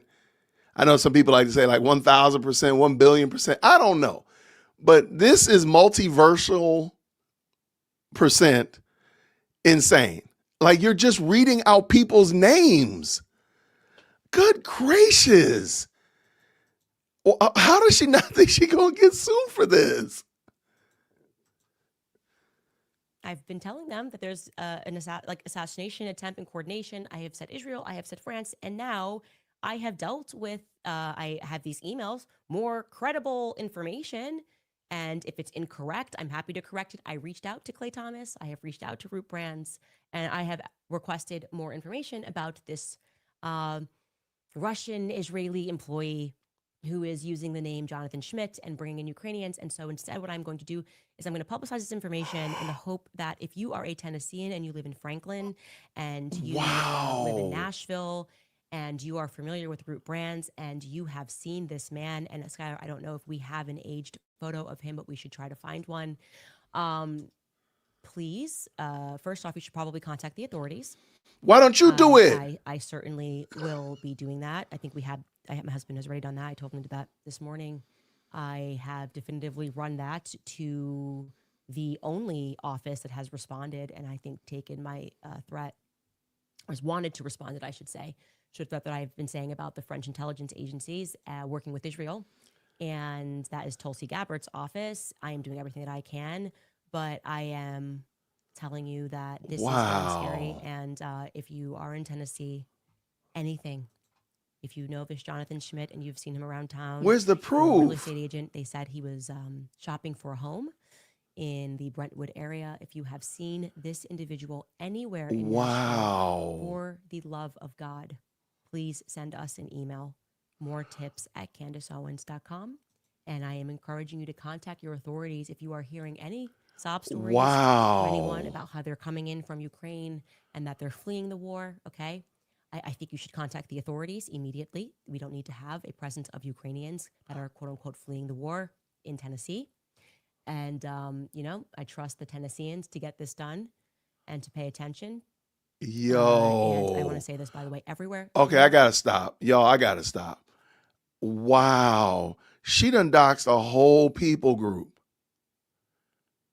She said, we don't need y'all Ukrainians up here in Tennessee. Well, we don't want y'all in Georgia either. So y'all go and do what you got to do. Yo, she just said, hey, if you see this dude out here shopping at the Walmart, run up on him. Call the police on him because he's just a dude.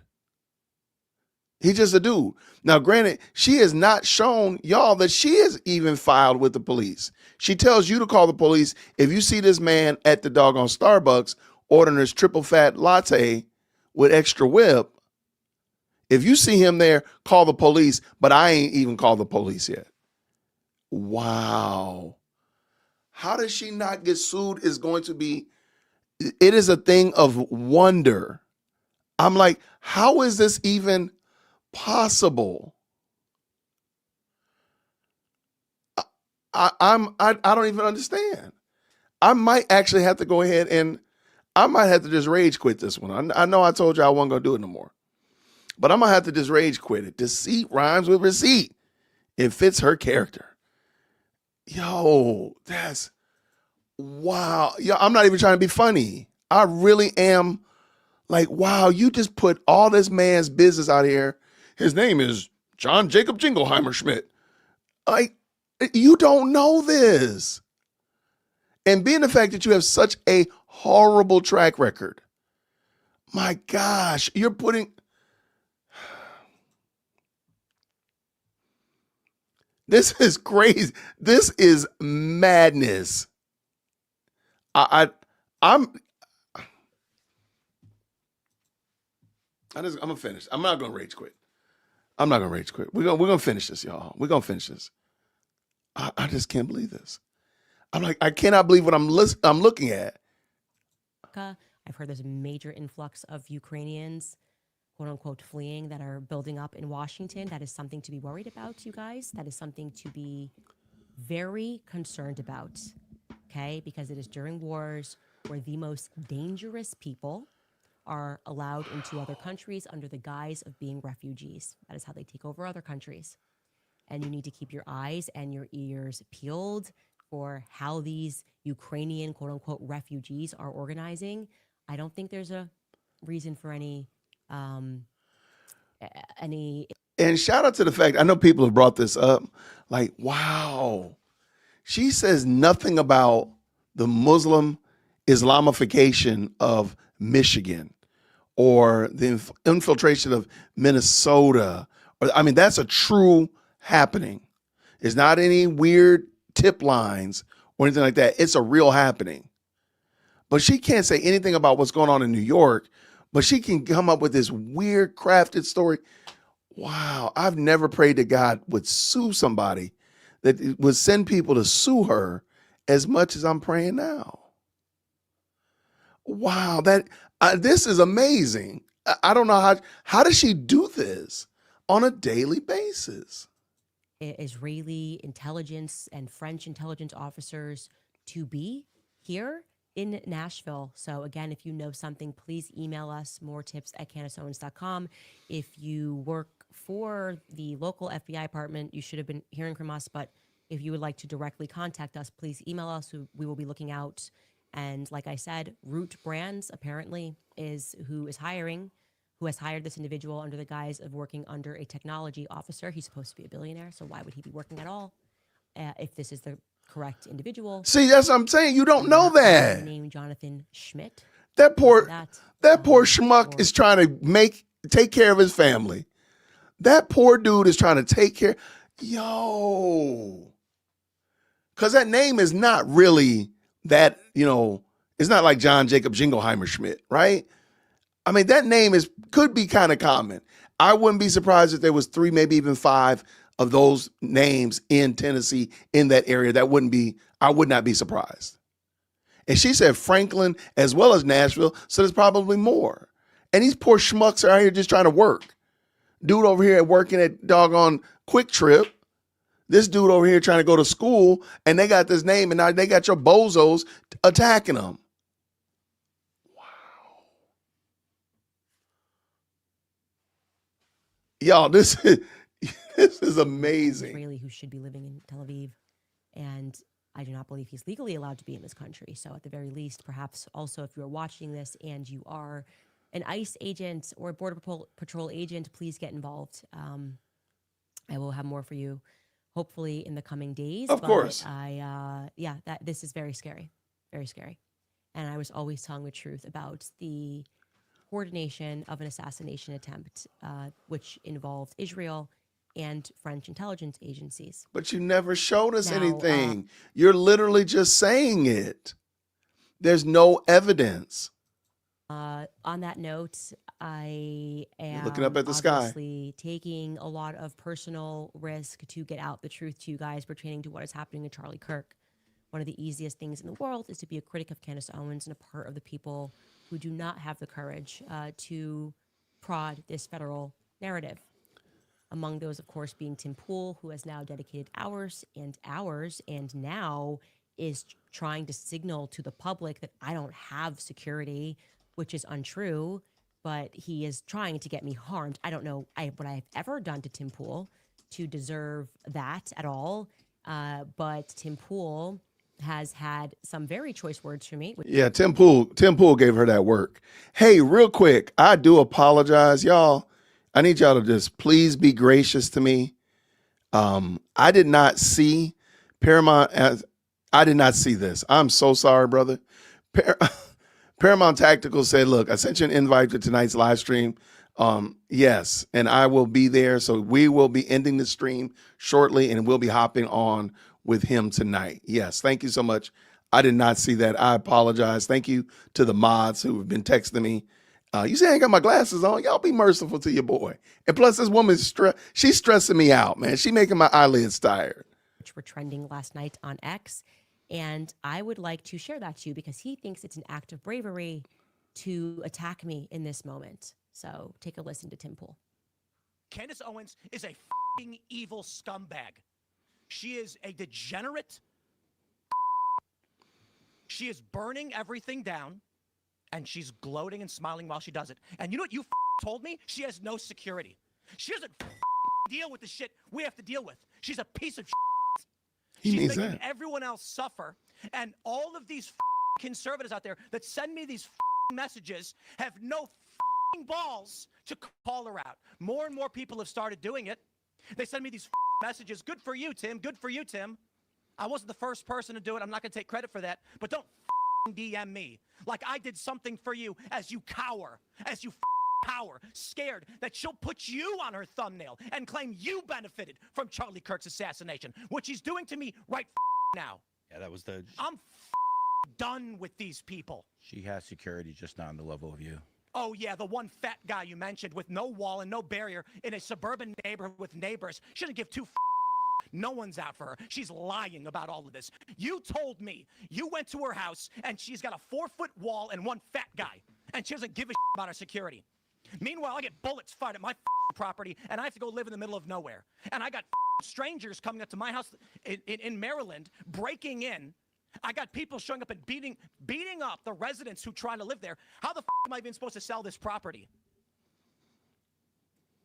So there's a lot to unpack there. First and foremost, what you are seeing right there is on a display of testosterone. Men that speak to women like this are not tough guys, okay? What you are seeing is actually a display of estrogen. Everything Never mind. Just let it go, Jason. he is doing there is somebody who is not a man. He is not tough, and he would never dare to speak to a man like that, right? People that find that very easy.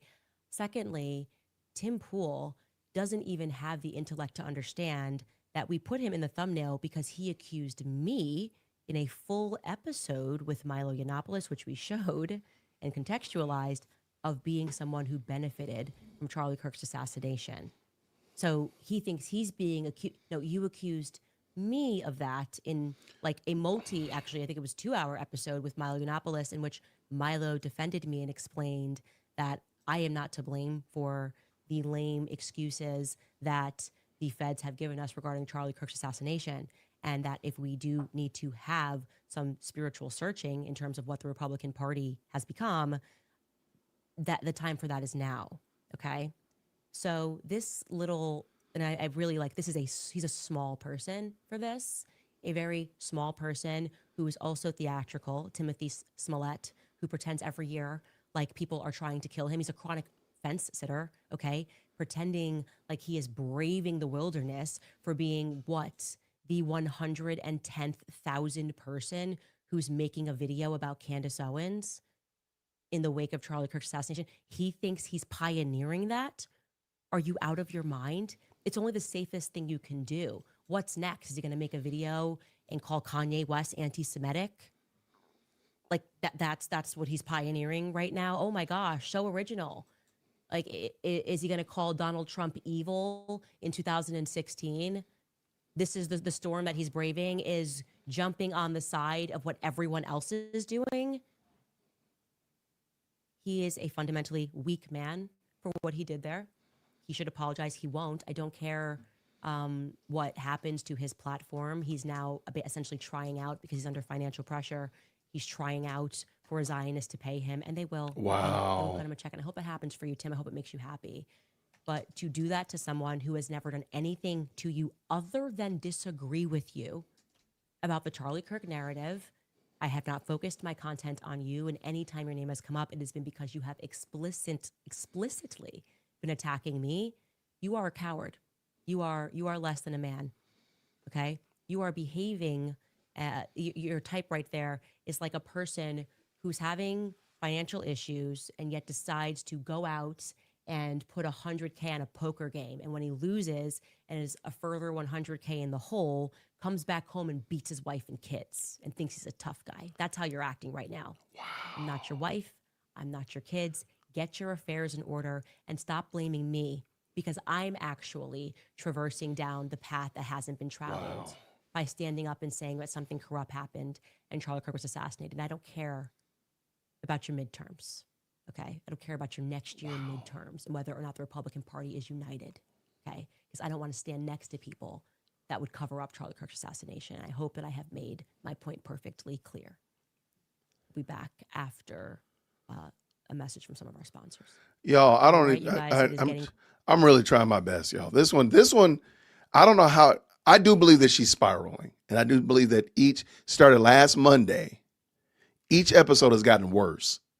This one, I don't know how she's going to top this. This is gross, man. Again, I don't know all the ins and outs about her and Tim Pool, but my goodness, her reading off that man's information and saying, I don't know, we might be wrong. Yo, that's crazy. And thank you so much. Bettina says this, at least you didn't rage quit. Thank you for the $2 super for sure. What else we got here? Thank you, 1407. With the 15 comes in and says this is insane. This is arcane garbage. He's in Wikipedia. Let me see. Oh, okay. Arkady Gadamek. He's in Wikipedia. I'll look him up. This is bonkers. I'm just going to say that like that. I've never seen something so crazy. Thank you so much again, 1407, for this. With a 30, she says this. She's been pranked. Arkady Gadamek. Look him up. He's literally the pick from this. Hold on. Okay. Okay. I got you. I think I know what you're telling me to do. I'm going to try to be obedient because y'all be getting on me when I don't do right. If this is the person. All right. And you're saying Arkady. And you said look it up in Wikipedia. Like this how y'all know this how you know my show is not recorded.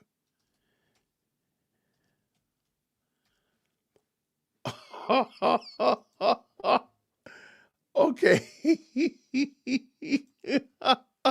Hold it. Hold up. Okay, so who is this guy supposed to be? Oh, hold on. We got to clear this out. Clear this out, Jason. Hold on. All right, this is Arkady Gaydamak. His name followed East Slavic name. He's a Russian. All right, so this is the guy that she's saying is walking around Tennessee looking for work. That is crazy work. Hold on, let me look on his website real quick. All right, his link is broken. Okay. Wow.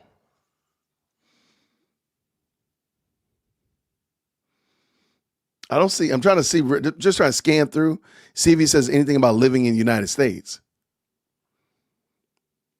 So we're saying that this person that she was showing, is this the guy? Wow. She was making me tired, y'all. I ain't gonna even lie. She make your boy's eyelids just like feel pain. Oh, wow. Please don't y'all, did she get punked again? Stop it. Please. I gotta get done with this show so we can jump over to Paramount Tactical tonight. Yo, did she get punked again? I really, hold on, man. Y'all come on. Are we for real? Are we? I'm going to need somebody to double, triple our homework. Double check our homework. Thank you so much for that. I'm going to have to go and check that out. Wow. Thank you so much. Radiant with the 5 says she's falsely accusing people. She won't even say allegedly. Right. Like she's just literally saying this person is doing something nefarious. The man might just, again, I don't know what the Ukrainian angle was, but these people just minding their own business. Yo, thank you so much. Thank you so much for the 20. Says this.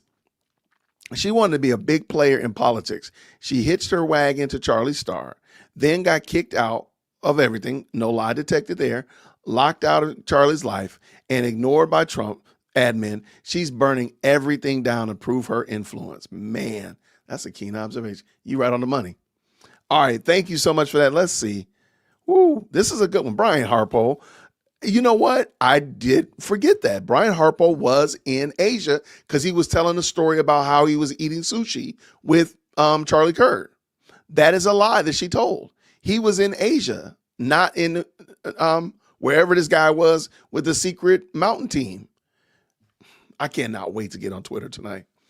She had better, thank you very much for that. Thank you for that $2. She had better hope someone doesn't run up and make a citizen's arrest that goes wrong in her name. Right. That would be, oh my gosh, how terrible would that be? That man is over there just trying to mind his own business. Tim doesn't know you can't engage a narcissist. Thank you for that $2 super. Tim was just angry. I don't know what they're going to do. I don't know how they're going to, well, I don't think there's any way to work that out. Let me say it like that. Shout out Carrie with the 2 says this. I bet she felt this exact same way about Charlie. Yep. What about her own husband though?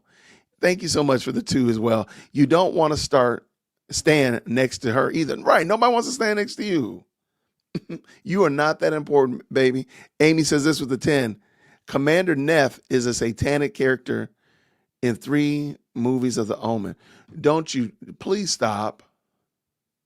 Because I was looking up the name, whatever his name was, Harry Myers. I was looking that name up. Please don't tell me that I should have been looking at Commander Neff. I was looking to see if they were like comic book character names. Wow. Y'all, come on. She going to be grazing just like Nebuchadnezzar. Thank you so much, Amethyst. And you are right. Man, goodness gracious. I just can't believe she just read that man's name out. That man getting text messages right now like, hey, did you know Candace has called you out? Terry says this with the 5. If the Dems win the White House in 2028, they will deplatform her and silence her. Sure, the Republicans losing doesn't matter. She's a moron. I mean, come on. Sadly, I think she's always been a leftist. That's my argument. So she was cosplaying as a Republican GOP right. She's actually I think they're going to welcome her with open arms if they would, but God have mercy on us. Thank you so much for the 10. Cindy says this, Candy made X post accusing Tim's brother is a pew-pewer of his property. Tim is livid. See? Here, let's finish this up because I got this feeling we got an hour and I can get some. I will be jumping on with Tactical, Paramount Tactical shortly. Hold on one second, I lost audio. Some reason or another, when I switch between screens, I lose audio, and I don't want to do that, of course. We'll try again. Green hearts in the chat. When you can hear, let's go. Like to support our work, obviously you can head to CandaceOwens.com. I hope you guys enjoy that. Signed copies of that are only available. It was kind of freezing, but now it's not. Alyssa writes, Candace, you are teaching the world a new form of investigative journalism that it has never seen. You are impacting history in front of our eyes. Oh my gosh. If that's what, y'all, every journalist from James Jonah Jameson on is rolling over in his or her grave or whatever. Ma'am, this is not journalism. This is muckraking. This is gossiping in 4K. The power of the collective is unstoppable, and you prove that daily. Sending prayers and love from Montana. I hope that is the reality, because I'm telling you, I trust Tennesseans more than I trust the feds right now. And I'm trusting Tennessean men now to keep their eyes and their ears peeled. And I hope that I can be in safe hands that way, because Kash Patel is just not interested. And it is a struggle for me to believe that they didn't know about this French angle in the Charlie Kirk assassination. They did know. Allison Berry writes, no matter the lies or anyone's business saying about you investigating what happened, I want you to know that we, the people, are riding with you. No, we're not. All the way through. We know this corruption is multinational. Thank you for what you do. Yes, and I would like to encourage you guys to also get behind the people who are brave, are equally as brave, right? Ryan Matta has been amazing on X. Melissa, I always tell you about Melissa. Mel is Village Crazy Lady. She does really great work. And I keep wrongly branding her. I'm laughing as a Catholic. A couple weeks ago, she's like, I'm not Catholic. I'm like, I am so sorry. I don't know why I thought she was Catholic. I made that up. Hopefully she will be sued. Okay. That's what I will say to that. And she's doing a really great job, particularly focusing on that faith angle, because I do believe that y'all can have her. Was the infiltration at Turning Point USA. And it is, by the way, a fact that in recent, in the last year, they even hired former cartel weapons traffickers at Turning Point USA who found God. Okay, so they were trafficking from Poland through to Mexico, weapons and drugs, but then they found God. Unemployment. Like, okay, I don't know what to make of that. Who am I to question somebody saying that they found God? But Arizona is quite a place, and I worry about what happened. And you know, when you get to a certain level in business, they offer you what they say. What is the expression? It's either the silver or the lead. You take the money, or you take the bullet. And I wonder if that was presented to Charlie. I wonder if that's why he was fearful the day before when he messaged people and said, they are going to kill me. Who was he referring to? Do you guys That's believe not true, though. that it was a gendered person on top of a rooftop? I don't. I certainly don't. Maybe Tim Pool does. Coralia Montalvo writes, may God be with you and your family, Candace. Keep telling the truth. You know how bad Tim hurt her feelings by how many times she mentions him. Now, again, like he went in on her. Let's just tell the truth, shame the devil. He went in on her, but she keeps talking about Tim. She going to keep bringing up Tim. I bet she going to mention him again. You have a whole army supporting you. And by the way, like this guy proves, there are a lot of incredible men in the military. It is always at the top where corruption happens. And I hope that you take away from this that we are infiltrated as a nation.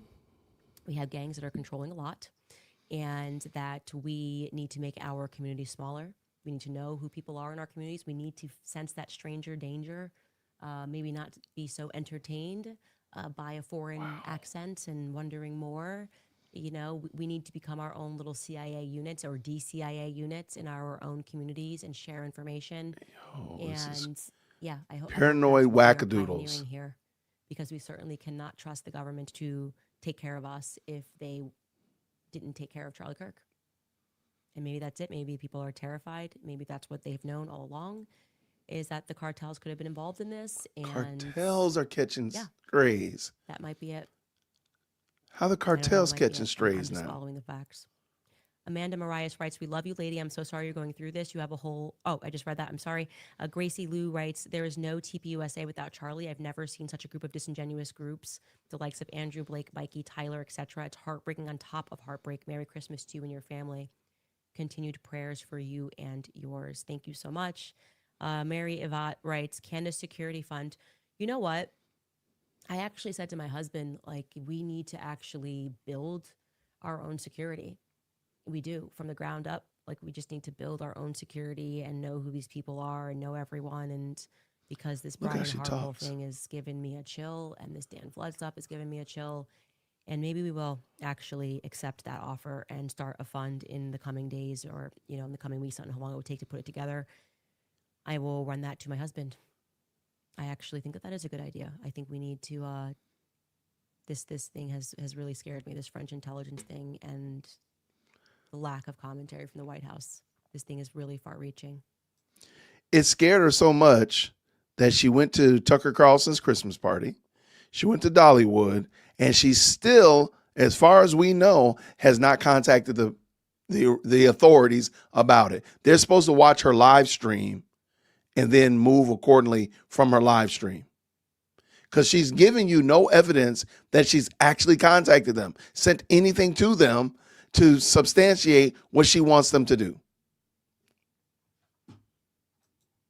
The good and the true and the beautiful writes, "Go Max, Candace." Thank you so much. And this person writes, "What do you think Tim Pool's beanie smells like?" That is funny. Told you, she's gonna say Tim again. I know the answer to that question. Lastly, P. Fagliano writes, "Wearing my Candace swag today and getting only nods and smiles, nothing negative. Thank you, Candace, for your courage." Because you're in your own, I think in where your we, basement, my dude. the normal people who have decided to stay on the side of light, rather than to pledge a gang, we have never been more together. I love it. I love it. I love the left and the right together. And I hate that it had to be Charlie Kirk's assassination that brought us this way, but I'm happy to be here, and I'm not going back to, like, what about the midterm? Shouldn't we just stay united and stand behind and assassinate? Like, you just be quiet. I'm not going back that way, and I hope you guys aren't either. Anyways, we'll see you guys tomorrow. That is, y'all, I'm going to just tell you right now, we are watching a very, very wicked woman. And I know the Candies are going to be upset about that. Cantifa, we always make room for y'all at the front of the church. But Candace is wicked. The fact that she would read out, I've said it enough. That woman is wicked. There's no other way around it. Yeah, that's pretty gross. What we're seeing right here, and this false narratives that she's spinning and wild yarns that she's whipping up, man. And let me tell you something. This is a very wicked woman. I don't know another way to say it. I don't. Thank you so much, Cindy. Candy made an X post accusing Tim's brother of pew-pewing at his property. Tim is livid. I'll have to go check that out. Thank you so much for the $10 super. And what do we have here? Thank you so much again. Now 30. Hey, it's me again. I recognize him immediately. He's very well known here. There's a video interviews with him. So what he's talking about and what's being shared here is the gentleman that Candace was saying is an average Joe that works at a company in Tennessee, is this guy. Well, the problem is this dude is in Europe. I mean, is in Russia. This is not the guy that she shared the wrong picture. That's crazy work, man.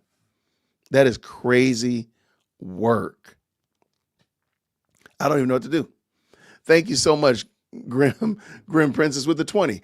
I will say it again. Pride comes before the fall, and her fall will be spectacular. That's the problem. The people that are cheering her on now, that hated Charlie Kirk last Tuesday, now they're rocking with Candace Owens right now. When Candace Owens falls, They're going to be right there celebrating her fall just as much as they're celebrating all the shenanigans that Candace is doing right now. Trust me on that. Man, Kelly, thank you so much for the $99 super. Just no question, no comment, just pure love of the game. Thank you so much. Wow. I appreciate you. I'm going to have to make you the stream sponsor. I'm going to definitely tag you in for sure. But let me keep it going. And this is a thought, bro. She's copying Tatum's security idea now. Wicked. Wait, what's Tatum's security idea? Did he say he's gonna build security too? That would be crazy work. Hey, wait, Kelly did again. Shout out to Kelly. Kelly, thank you so much. Wow, you are definitely unequivocally the stream sponsor, and I appreciate that, man. Thank you so much for supporting what we're doing over here. I appreciate it. Thank you, love. Wait. Why wouldn't she use Tatum's free security? Oh, Tatum has security? Like a security company? That's wild. I don't know, but I thank y'all for asking that question. Y'all, thank y'all so much. Y'all make sure we tell Kelly, thank you so much for that. Y'all put Kelly up in this chat and let her know we appreciate her. Thank you so much, Kelly, for supporting what we doing up in here. And I'm going to tell you right now, I'm going to jump off for a minute, grab some dinner at 8 o'clock. I'm going to jump on. I'll still stream over here, but I'm going to be jumping on over to Paramount Tactical as well and see what they're doing over there. Shout out to them. All right, let's keep this going. Phantom says this, how disrespectful of CIA personnel who go overseas protecting this country just to be attacked by by its people really makes me mad. I agree with you 100%. I believe the men and women that put on uniforms and badges to support and protect our country should be given the grace to do their jobs. And I don't know what Candace is doing. Y'all, and like I said, the woman is wicked. Thank you so much, Phantom. Always supporting the channel. Then Amethyst says this, let's all slam YouTube to have her dumped. I don't know, man. I don't know if I don't even think YouTube would get rid of her. Now, well, you know what? I take that back. I don't know. I have no idea. Thank you, Amethyst. I have no idea why she's still able to spin these yarns. But, oh my gosh, I did have a video I want to tell you about. It was actually a Tim Pool video explaining why Candace is gonna lose the Macron case. Okay, you know what? I know I just said I was going to leave. Hold on, let me pull this in because it was super interesting. And I'm nothing if I don't be inconsistent. So I know I just told you I was going to leave. I'm going to pull this in. It's not a lot of profanity, but it's about 20 minutes if I'm not mistaken. But they really explain why they believe Candace will not. Oh, shoot, where is it? Oh, come on, Jason. I got it right here. Sorry. Why they believe that Candace is going to lose in court. It's like 23 minutes. If y'all want it, I'm going to just play it. I thought it was very informative because it say what you want to say about Tim Pool. They have some interesting takes, and I think this one is definitely one that we could glean from. Okay. So let me make sure I got everybody. Thank y'all to everybody. I'm going to go ahead and make Kelly Bags the stream sponsor. While we're doing that, I want to bring this in, and I'll still end the stream and hop back over to Paramount Tactical this evening. But I thought this was interesting. If you've not seen this, I think this might be part of the reason why Candace is so upset with Tim. Let me bring it in. Let's go. A lot of big news about Candace inside the economics of Candace Owens' media empire and the Macron lawsuit threatening to unravel it. Oh boy, let's talk about nitty-gritty inside stuff because I got information. So they say 5 years ago, Candace Owens was a mid-tier political operative working for Charlie Kirk's Turning Point USA. Now she's a globally famous conservative firebrand with one of the fastest-growing independent media platforms in the U.S., raking in cash through controversy. But the same contrarian playbook that launched her solo career now threatens the media empire she built. Her company generates up to $10 million in revenues per year, according to an analysis by Fortune, implying that the company's valuation would be multiples of that. I would actually estimate, it's a broad estimation, but I think 10 million's low. 10 million makes sense if all she is doing is sponsor spots. Mm-hmm. But if she's doing anything else outside of that, so if you want to talk about just her podcast, perhaps. I guess I'll say this because I said it before, but we do more than that. And, I guess the difference is I do like 5 different shows. So it's more granular where she has one big show. We have a bunch of smaller shows. So maybe, but I think she probably does closer to 20 million or so. But who knows? Revenues are down, although her show seems to be doing very well. They're now talking about this massive lawsuit. The conservative podcaster and provocateur is facing a high-stakes defamation lawsuit filed by French President Emmanuel Macron and Brigitte Macron, the First Lady. The suit is set to test whether the controversy as currency oeuvre that made, is that how you pronounce that? Oeuvre? I have no idea. That made Owens rich and gave her a media brand that reaches tens of millions of people can survive what experts say will be an immensely costly legal battle. The 219-page complaint filed in Delaware Superior Court in July of 2025 accuses Owens of orchestrating a campaign of global humiliation by promoting the conspiracy theory that Brigitte Macron was born male. The plaintiff's weapon of choice, Claire Locke, the firm that has extracted a record-shattering $787.5 million settlement from Fox News on behalf of Dominion, the largest media defamation payout in American history. The Macrons vehemently deny Owens' allegations. Owens has vowed to fight the suit. Interestingly, the suit alleges that spreading false information is essentially Owens' business model. The complaint names 3 defendants: Candace Owens personally, Candace Owens LLC, her Delaware company, and George Tom Inc., presumably named after her husband, George Farmer, who is directly involved in the business and operates her website and podcast distribution. In naming all 3 parties, the suit takes aim not only at Owens personally, but also her entire known business infrastructure. She won't win. She will not win this. I can't say that I'm psychic or that everything I say is going to come true, but she won't. I will say with, look, I'm willing to make predictions and try and make vague predictions. Maybe at this time something like this would happen, but who knows? I could be wrong. With this, I'll say she will lose for 2 big reasons. Bridget. Okay, I'm going to stop for a second. I feel like these are some really good reasons why, and I had not thought of them. So y'all pay attention. See what you think. Macron is not a man. It's not so much whether Bridget Macron is a man or is not. I mean, who knows? Maybe, I guess. I don't need proof. Yeah, I don't. Yeah, I don't want proof. I don't want proof. The issue is, it's kind of a bold, ridiculous, and hard to prove thing that is going to land on defamation per se, which is it is so humiliating and damning. Because it's not just that Bridget Macron is a man, but apparently Candace has also insinuated it's a pedophilic network or something, or at least that's what people are posting online, saying it's not just about this. There's more here. That and apparently there's some reporting that Candace has claimed Bridget Macron may be Emmanuel Macron's dad. Yeah. But that makes no sense because Bridget Macron is much smaller. But whatever, I guess. But here's the real reason: when the French government says we're going to your courts, the way the world works is not some rigid contractual letter of the law math. People can consistently fall for this. They believe that, there's a viral clip I watched, or the Thomas Crown affair. Yeah.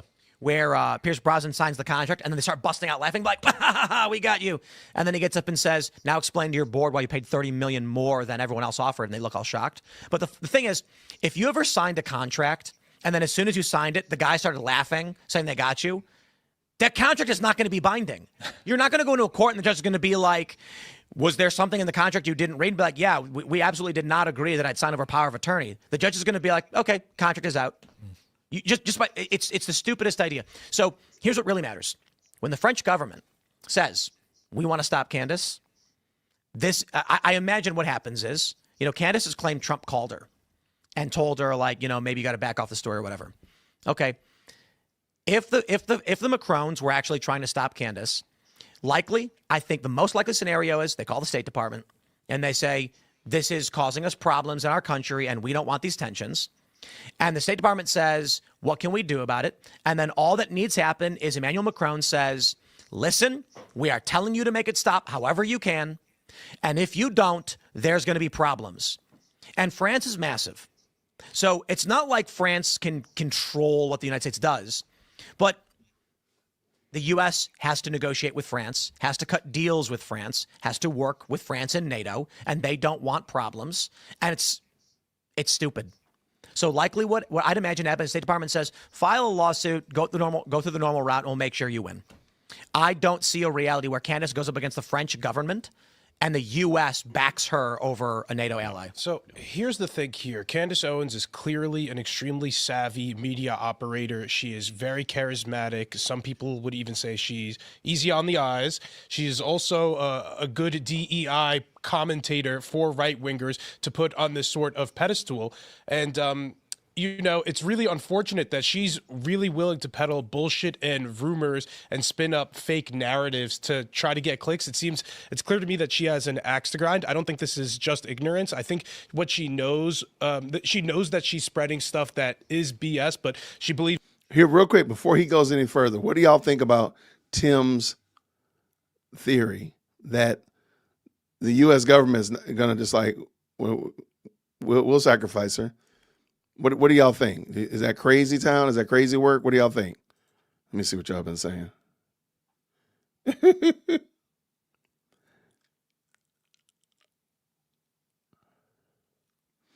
Okay, I'm looking real quick. Yeah, we don't claim her for sure. No, absolutely not. Thank you so much, y'all. Okay. You think Tim is totally correct? I think he's right. I don't support her in any of her evil. Okay. Oh, most definitely. Yeah, I think this is. I had not thought of it like that because I did think the Macrons are going to win, but I thought they were going to win for a different reason. but let them finish. Will get her clicks, and I believe somebody wronged her in the past, and she is trying to like avenge that. So you think that it's an axe to grind as opposed to just trying to capitalize on what is a hot story? It's a few. I think it's both, and also this gives her endless amounts of attention. This lawsuit may cost her a lot of money, but her husband is allegedly worth over $200 million. He has a lot of family money, and he's, I believe, allegedly the former CEO of Parler. So, you know, the amount of attention that this is giving her, you know, she knew that this. I don't know if she believes what she's alleging about Bridget Macron, but I think she does know that it'll bring her a ton of attention. It's a transvestigation of obviously, like, you know, a very prominent woman, a prominent European leader's wife. Do you have evidence that she's a woman? Allowed. The evidence was that, or the evidence that she was a man was from two French bloggers or something, and they just had a couple of pictures of them, of her looking like a man allegedly. But I think as far as the media savviness goes, though, if you're trying to get your name out there, you want a lot of to put a lot of bullshit out there and then have them get mad at you and sue you because like this is the Streisand effect at hand. And then I think there's also something to say about all the other bullshit she peddles because she's been pushing a lot of dumb stuff for a while. She actually said Stalin was Jewish. I don't know if you guys remember that. Lyndon Johnson. Something about the Frankists. I mean, there's a long list of random stuff. Lyndon Johnson was Jewish. Listen. And then I think she was also a flat earther for a little bit. If she's willing to peddle whatever. And then, I'm sorry, one last thing. She'll get like messages or alleged tips and just, I don't know, won't vet them at all. For example, earlier when she said something about like a text message about Andrew Colvin allegedly getting money, it's just like, yeah, somebody texted me this. And that's it. Well, somebody could text you anything. Like I have a source that says such and such. But if there's no vetting. I want her number so I can text her about the ice wall. Hey, can you text me right now that you think Candace works for Israel so that I can then say on the air, I just received a tip that Candace works for Israel? Yeah, it's ridiculous. There's no vetting. And it's just like some people are dumb enough where the rhetoric, the way she phrases things could come off like to an unmedia savvy person like, oh, this is convincing. This is basic manipulative rhetoric, social engineering, where you say things so that the other person makes an assumption and then you can't be held liable for it, and you always have plausible deniability. That's the game she's playing. That's why everyone keeps pointing out she's making insinuations, and then people go, she never said that. No, but she said 80 things where the Sudoku puzzle concludes. Well, I wish. Shout out to Sudoku. People would think about this from the standpoint of, okay, if somebody was saying this about you, would you think to yourself, oh, well, they didn't say me, or would you think, well, they're obviously implying me? And all I want from this, especially because there's a lot of conservatives watching this, is do we still believe in like standards of truth? Do we still believe in like objective standards of truth? We are in a post-truth society. Not if it confirms my priors. If it confirms my priors, then it does not matter if it is true at all. This is the point of vagaries. Yeah. If someone believes, 5 untruths, and you come out and say something that is incongruous with their worldview, they reject you. But if you say something very vague, let them fill the dots in, you're correct. And that's how she builds mass audience, by being correct to everybody, because she's actually not saying anything specific. She's letting people fill in the gaps of what they want to believe. What I do want to say real quick, though, you know, if I were to say Bridget Macron is a hog, okay, I can't be sued by the French government for that.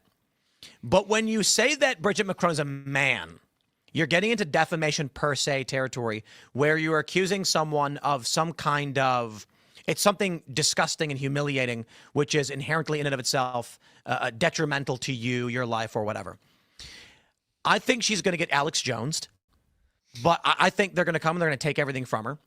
I can't understand what she thinks the long-term play is. That's why I don't understand. Well, her husband's rich. I don't think she's financially secure no matter what happens. If they're married, he's on the hook too. They're going to go for him. His company's named in the lawsuit. His company's on a lawsuit, right? Well, presumably they say. I wonder if the British government would protect him. If he's aren't they based in the U.S.? I don't know, but if he's a lord, if he's somehow involved. I don't know how how passionate Keir Starmer is about. Yeah, I don't imagine that he is about the peerage in the UK. Wouldn't it be like really funny if just like the UK and France go to war for the first time in like 800 years because Candace called Bridget Macron a man?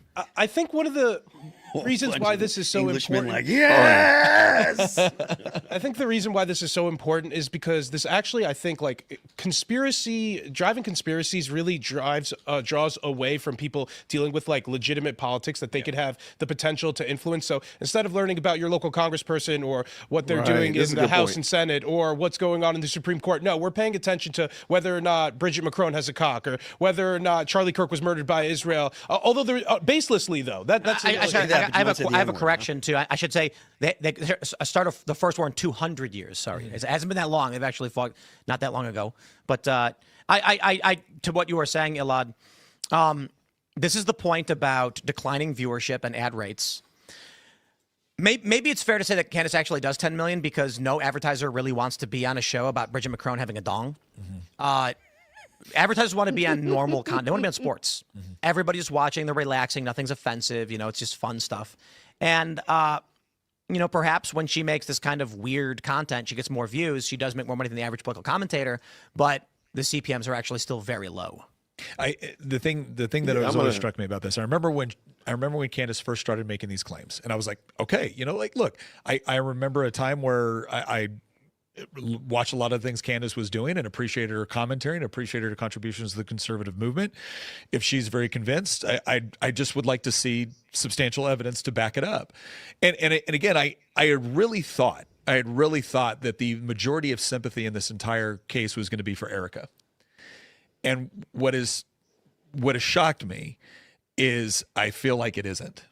And again, if you're going to imply, if you're going to insinuate that Erica, if she wasn't directly involved, knew something about it, let it go is hiding truth or whatever it is, just please show me something significant to justify that. Because again, I go back to, I think about this from my perspective. If somebody did this to my wife after I was gone, I would be furious unless they could actually produce hard evidence. The last thing I'll say on this before we go to the next story is she will never be sued by Turning Point. Turning Point USA, oh boy, do they have grounds to sue Candace Owens, but they're not going to. Yeah. They're not going to because the law doesn't work to protect you or any meaningful way. Like I've told you before that we had someone commit a crime on our property and then threaten us. They got arrested and charged, and then they threatened to use the legal process through this criminal charge. It almost seemed like it was intentional to exploit it and gain access to private information and other information. And they made the argument that in order for our defense, we need access to private information. And we were like, okay, drop the charges. Then we're not going to. We can't. Yeah. And so here's what happens: if Turning Point were to sue Candace Owens, there would be depositions and discovery. And they'd be required to turn over certain communications, which I'd imagine are going to be embarrassing and, depending on the context, they can be incriminating over certain issues. I'm not saying in the killing of Charlie Kirk or anything like that, but there's going to be conversations about donors, things that she will then use on her show. Yeah. And it will give her a year's worth of content. So they can do nothing about her saying any of this stuff. And she'll just keep saying it. And the fascinating thing is, she's been able to get more than 2 months of content out of saying nothing. No evidence, No real. Well, can we distinguish something? Because I hear people all the time. She brings the receipts. She has the evidence. Like, okay, what? Well, let's look at what do you consider to be evidence. So if you look at flight logs and you say these flight logs are interesting, okay, you could present that as evidence of what? Yeah, like right. that's what I want. I can essentially conjure up just about anything as evidence of something suspicious. Oh yeah. But there's a big difference between I find this to be suggestive or I find this to be interesting versus this proves X. And that's the part that I'm seeing people throw around this word evidence as if it's proof of something that it isn't proof of. It might be interesting if you connect certain dots. It may whatever, but it's not evidence. And I guarantee you, nobody here would want to be convicted in a court of law based off of the evidence that has been presented. You would be furious. You would think it was a huge miscarriage of justice. And yet I'm watching people say, well, see. I have a question for all the Candace fans out there. It's an honest question. You know, I asked this question a couple times before, but why is it that she has a huge podcast and she's not getting banned? Nick Fuentes got banned on Spotify, not her. She's number one. She's on the front page of YouTube recommendations for everybody who subscribes. She gets millions of views. She gets massive live viewership. I thought it's actually her own words that if you criticize Israel, you'll get suspended, banned, and censored, but not her. Why is it that the person who claims that Charlie was betrayed is actually the one trying to destroy his legacy and the company that he built? Turning Point, Andrew Colvette and Erica and the rest, Tyler Boyer and the rest of them at Turning Point are fighting as hard as they can to keep Turning Point alive. You don't got to like Turning Point. I'm not saying they're good or great. I mean, they were under Charlie. I think they were fantastic as to where they are now. Like, we'll see what happens. Obviously, we're not going to be there. So, it's not like I'm happy with the direction it's going. But she's actively trying to destroy Charlie Kirk's legacy. Right. So the question is, who really betrayed Charlie Kirk? Well, because if Charlie were still around, like if Charlie could speak, do you think he'd be like, oh, gee, thanks, Candace. Thank you for telling all the donors to abandon Turning Point USA. Well, here's my, I'll put it differently. Candace Owens, based off of what she's done here and what she's been, putting out there, Candace Owens, there's only one of two possible options. She is either Charlie Kirk's greatest friend who stood up to everybody when they called her a liar or they called her psycho, that she is either that or she is a horrible betraying villain in this story. I'm gonna go with that one. That's maybe so, but you see what I'm saying? That's the point. I'm seeing a lot of people analyze this. It's like, wait a second, no. If you look at the claims that she's made, it's one of the two. It's one of the two. It really breaks down on one issue, though. I feel like if you have how you feel about one particular issue really prescribes whether or not you think she is a villain or not. I don't even need to say the issue, but you could tell she's laser focused on it, and she'll drag it into to everything else. So it really begs the question, because she used to have a great relationship with the Daily Wire and Ben Shapiro, and then that had to fall out for one reason or another. And the same thing with Turning Point. She hasn't been to AmFest for years, as I understand. She hasn't been a speaker or collaborating with Turning Point for years before this happened. You have to wonder, what made that fall through, and maybe something. Right, but let's just put it like this. I mean, she had what was it? Originally, she was like a liberal and she had a doxing site and she went after conservatives and she got criticized for that. But everybody can change, right? Then she had Red Pill Black and Blexit. She starts working with the Daily Wire and then has a falling out with them. Right. Then while she's been working at Turning Point at the same time, she has a falling out with them. Then I believe it was the end of 23. She stops doing formal events for them, remaining Charlie's friend. My opinion on everything as it went down is that the reason Charlie stayed friends with Candace was diplomacy. It's actually quite simple. Charlie was very intelligent, and he built a coalition, and he brought a bunch of different factions together under one umbrella. So when he's texting with Candace and saying, Ben, oh, man, I know exactly how he is, he's trying to stop her from crashing out and causing problems and doing what she's doing now. So Charlie, she's basically removed from Turning Point. She's no longer involved for the most part, but Charlie stays in contact saying, listen, we're friends. Please don't hurt me. Now that Charlie's gone, she's like, I will destroy everything Charlie has ever built. Let me just stress this. There is no excuse. If you like Charlie Kirk and the work that he did, telling everyone to pull their donations is simply to destroy the organization. By all means, you can be angry with Colvette and maybe Erica's leadership, whatever you might think. Maybe you think someone else should come in and run it.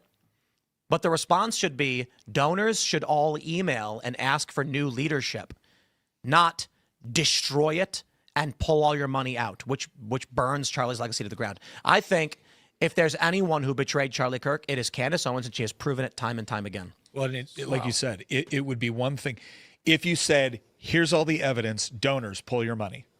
That would be one thing. But I've got a bunch of evidence, I'm going to do it later, but donors, pull all your money right now. Before I get That's for a refund. It's like, wait a That's second. like the consequences of conservative DEI, and we're reaping what we sowed. Yeah, but I'll say it again. I mean, Candace is very smart. Yeah. I mean, look, man. Conniving, but I guess she could be both at the same time. I'm going to tell a story that's going to get me in trouble. I don't think I told the story before. I'm going to tell a story that's going to get me in trouble. All right, let's get in trouble. I work. Okay, this is actually an interesting story, and I will end because I do need to get ready, grab something to eat so I can hop over to Paramount Tactical. This is an interesting story. Let them tease it out. For Vice, and they were always trying to get this cable channel. I'd gotten some people hired there who were friends of mine who understood social media and live streaming. And I ended up leaving the company, but news broke that Vice had gotten a Rogers telecom deal, or Teleco, whatever the word is. This is a Canadian cable channel. And congratulations to Vice at the time. This is back in like 2014 or something. Wow. And so my buddy hits me up and he's how things are going, because I left the company, and he says, it's great. I'm going to be doing production for the news show on the cable channel. And I went, really? And he was like, yeah. And I was like, really though? I mean, you're not going to stay where you're at working on, like domestic news live stream stuff? And he's like, no, I'm going to be doing the news stuff for the cable channel. I was like, so they're going to move you to Toronto or what? And he goes, why would I move to Toronto? And then I said, for the cable channel. And he goes, why would I move to Toronto? And I said, because it's a Rogers Telecom deal for a cable channel. And he goes, dude, what are you talking about? I said, the cable channel's in Canada. So here's what happened. He told me that Shane Smith, the CEO, held a meeting. They had been having conversations throughout the year that they were working on getting a cable channel, and it was their big dream to get a cable channel. And everyone makes an assumption when you hear that, which is? What, that he has to move to Canada? No. When someone says, I want to start a cable channel, what do you immediately think? It's going to be U.S. based. In America. Oh, yes. Yeah. Nobody thinks New Zealand. So Shane comes out, and the story I was told that New Zealand's crazy. He comes, he's got all the employees there, and he says, we did it. We got our cable channel. Everyone starts cheering and screaming. Yeah. They immediately start working on production, all under the assumption that they made that he meant we got our American cable channel. So my friend that I helped get hired is now going like, I didn't know that. And I said, well, you know what's going to happen? If you go to him and say, I don't want to go to Canada, he's going to say, I never said it was in America. That's the manipulative language that you use to keep people in line. You let them believe what they want so they feel good about what's going on. Because if he came out and said, guys, we didn't get the American cable channel. We do have a slow start, though. 30 million households in Canada through Rogers Telecom. People would go, that sucks. Instead, he says, we did it. What does it refer to? That's the manipulative language used by powerful people. This is what Candace does. So when she comes on her show and says, they betrayed Charlie, she's already said it feels like an inside job. So what else could she be insinuating? And then her diehards with fifth grade reading levels are like, I am going to fill the dots whatever I want to be true. So insert whether it's France or Israel or Turning Point or the CIA or the deep state or Netanyahu himself. It was really funny. I had a guy tell me this over the weekend. I couldn't tell. He looked like he might have been Pakistani or something, but he said the Shapiros killed Charlie. Candace. He said Candace is right. He's like, I love her show. The Shapiros did it. And I said, I'm not kidding. I was like, the Shapiros? Yeah. And I was like, one of Ben's kids, right? I was like, he didn't mean Ben's family. He meant Ben's extended family. Oh, okay, yeah. Thanks for checking out this clip from Timcast IRL. Right. Make sure to watch the show. So shout out live. to Tim and the Timcast. Man, that was crazy. So I would love for y'all to check them out. Make sure y'all support Tim, and we'll be checking it out. Thank you so much to everybody who's been in the best live chat on the internet. In about 24 minutes, I'm going to be on Paramount Tactical. I'll be streaming here on my channel too, by the way. But I'll be on Paramount Tactical in about 24 minutes, give or take. I do need to eat dinner though. But I want to say thank you so much to the best live chat on the internet. Thank you so much to the mods for keeping everything together. Thank you so much, you all, for the supers. I'm glad that you all found value in what we're doing over here. Thank y'all so much. I really appreciate it. I will see y'all in a moment. If you don't mind, please make sure you tip your waiters on the way out the door. Green hearts, all that kind of good jazz. I'm going to see y'all in a few minutes after I scarf down some dinner. So everybody, I'll see you real soon. Grace and peace. Thank you so much for tuning in to another episode of the Jay Whitt Podcast. If you enjoyed today's show, please do me a favor and hit me up with that 3-piece special. Like the video, subscribe, and of course, share it with somebody who would also enjoy this type of content. And make sure you leave a comment because I do pin the best comments to the top. So thank you so much for tuning in today. And until next time, everybody, grace and peace.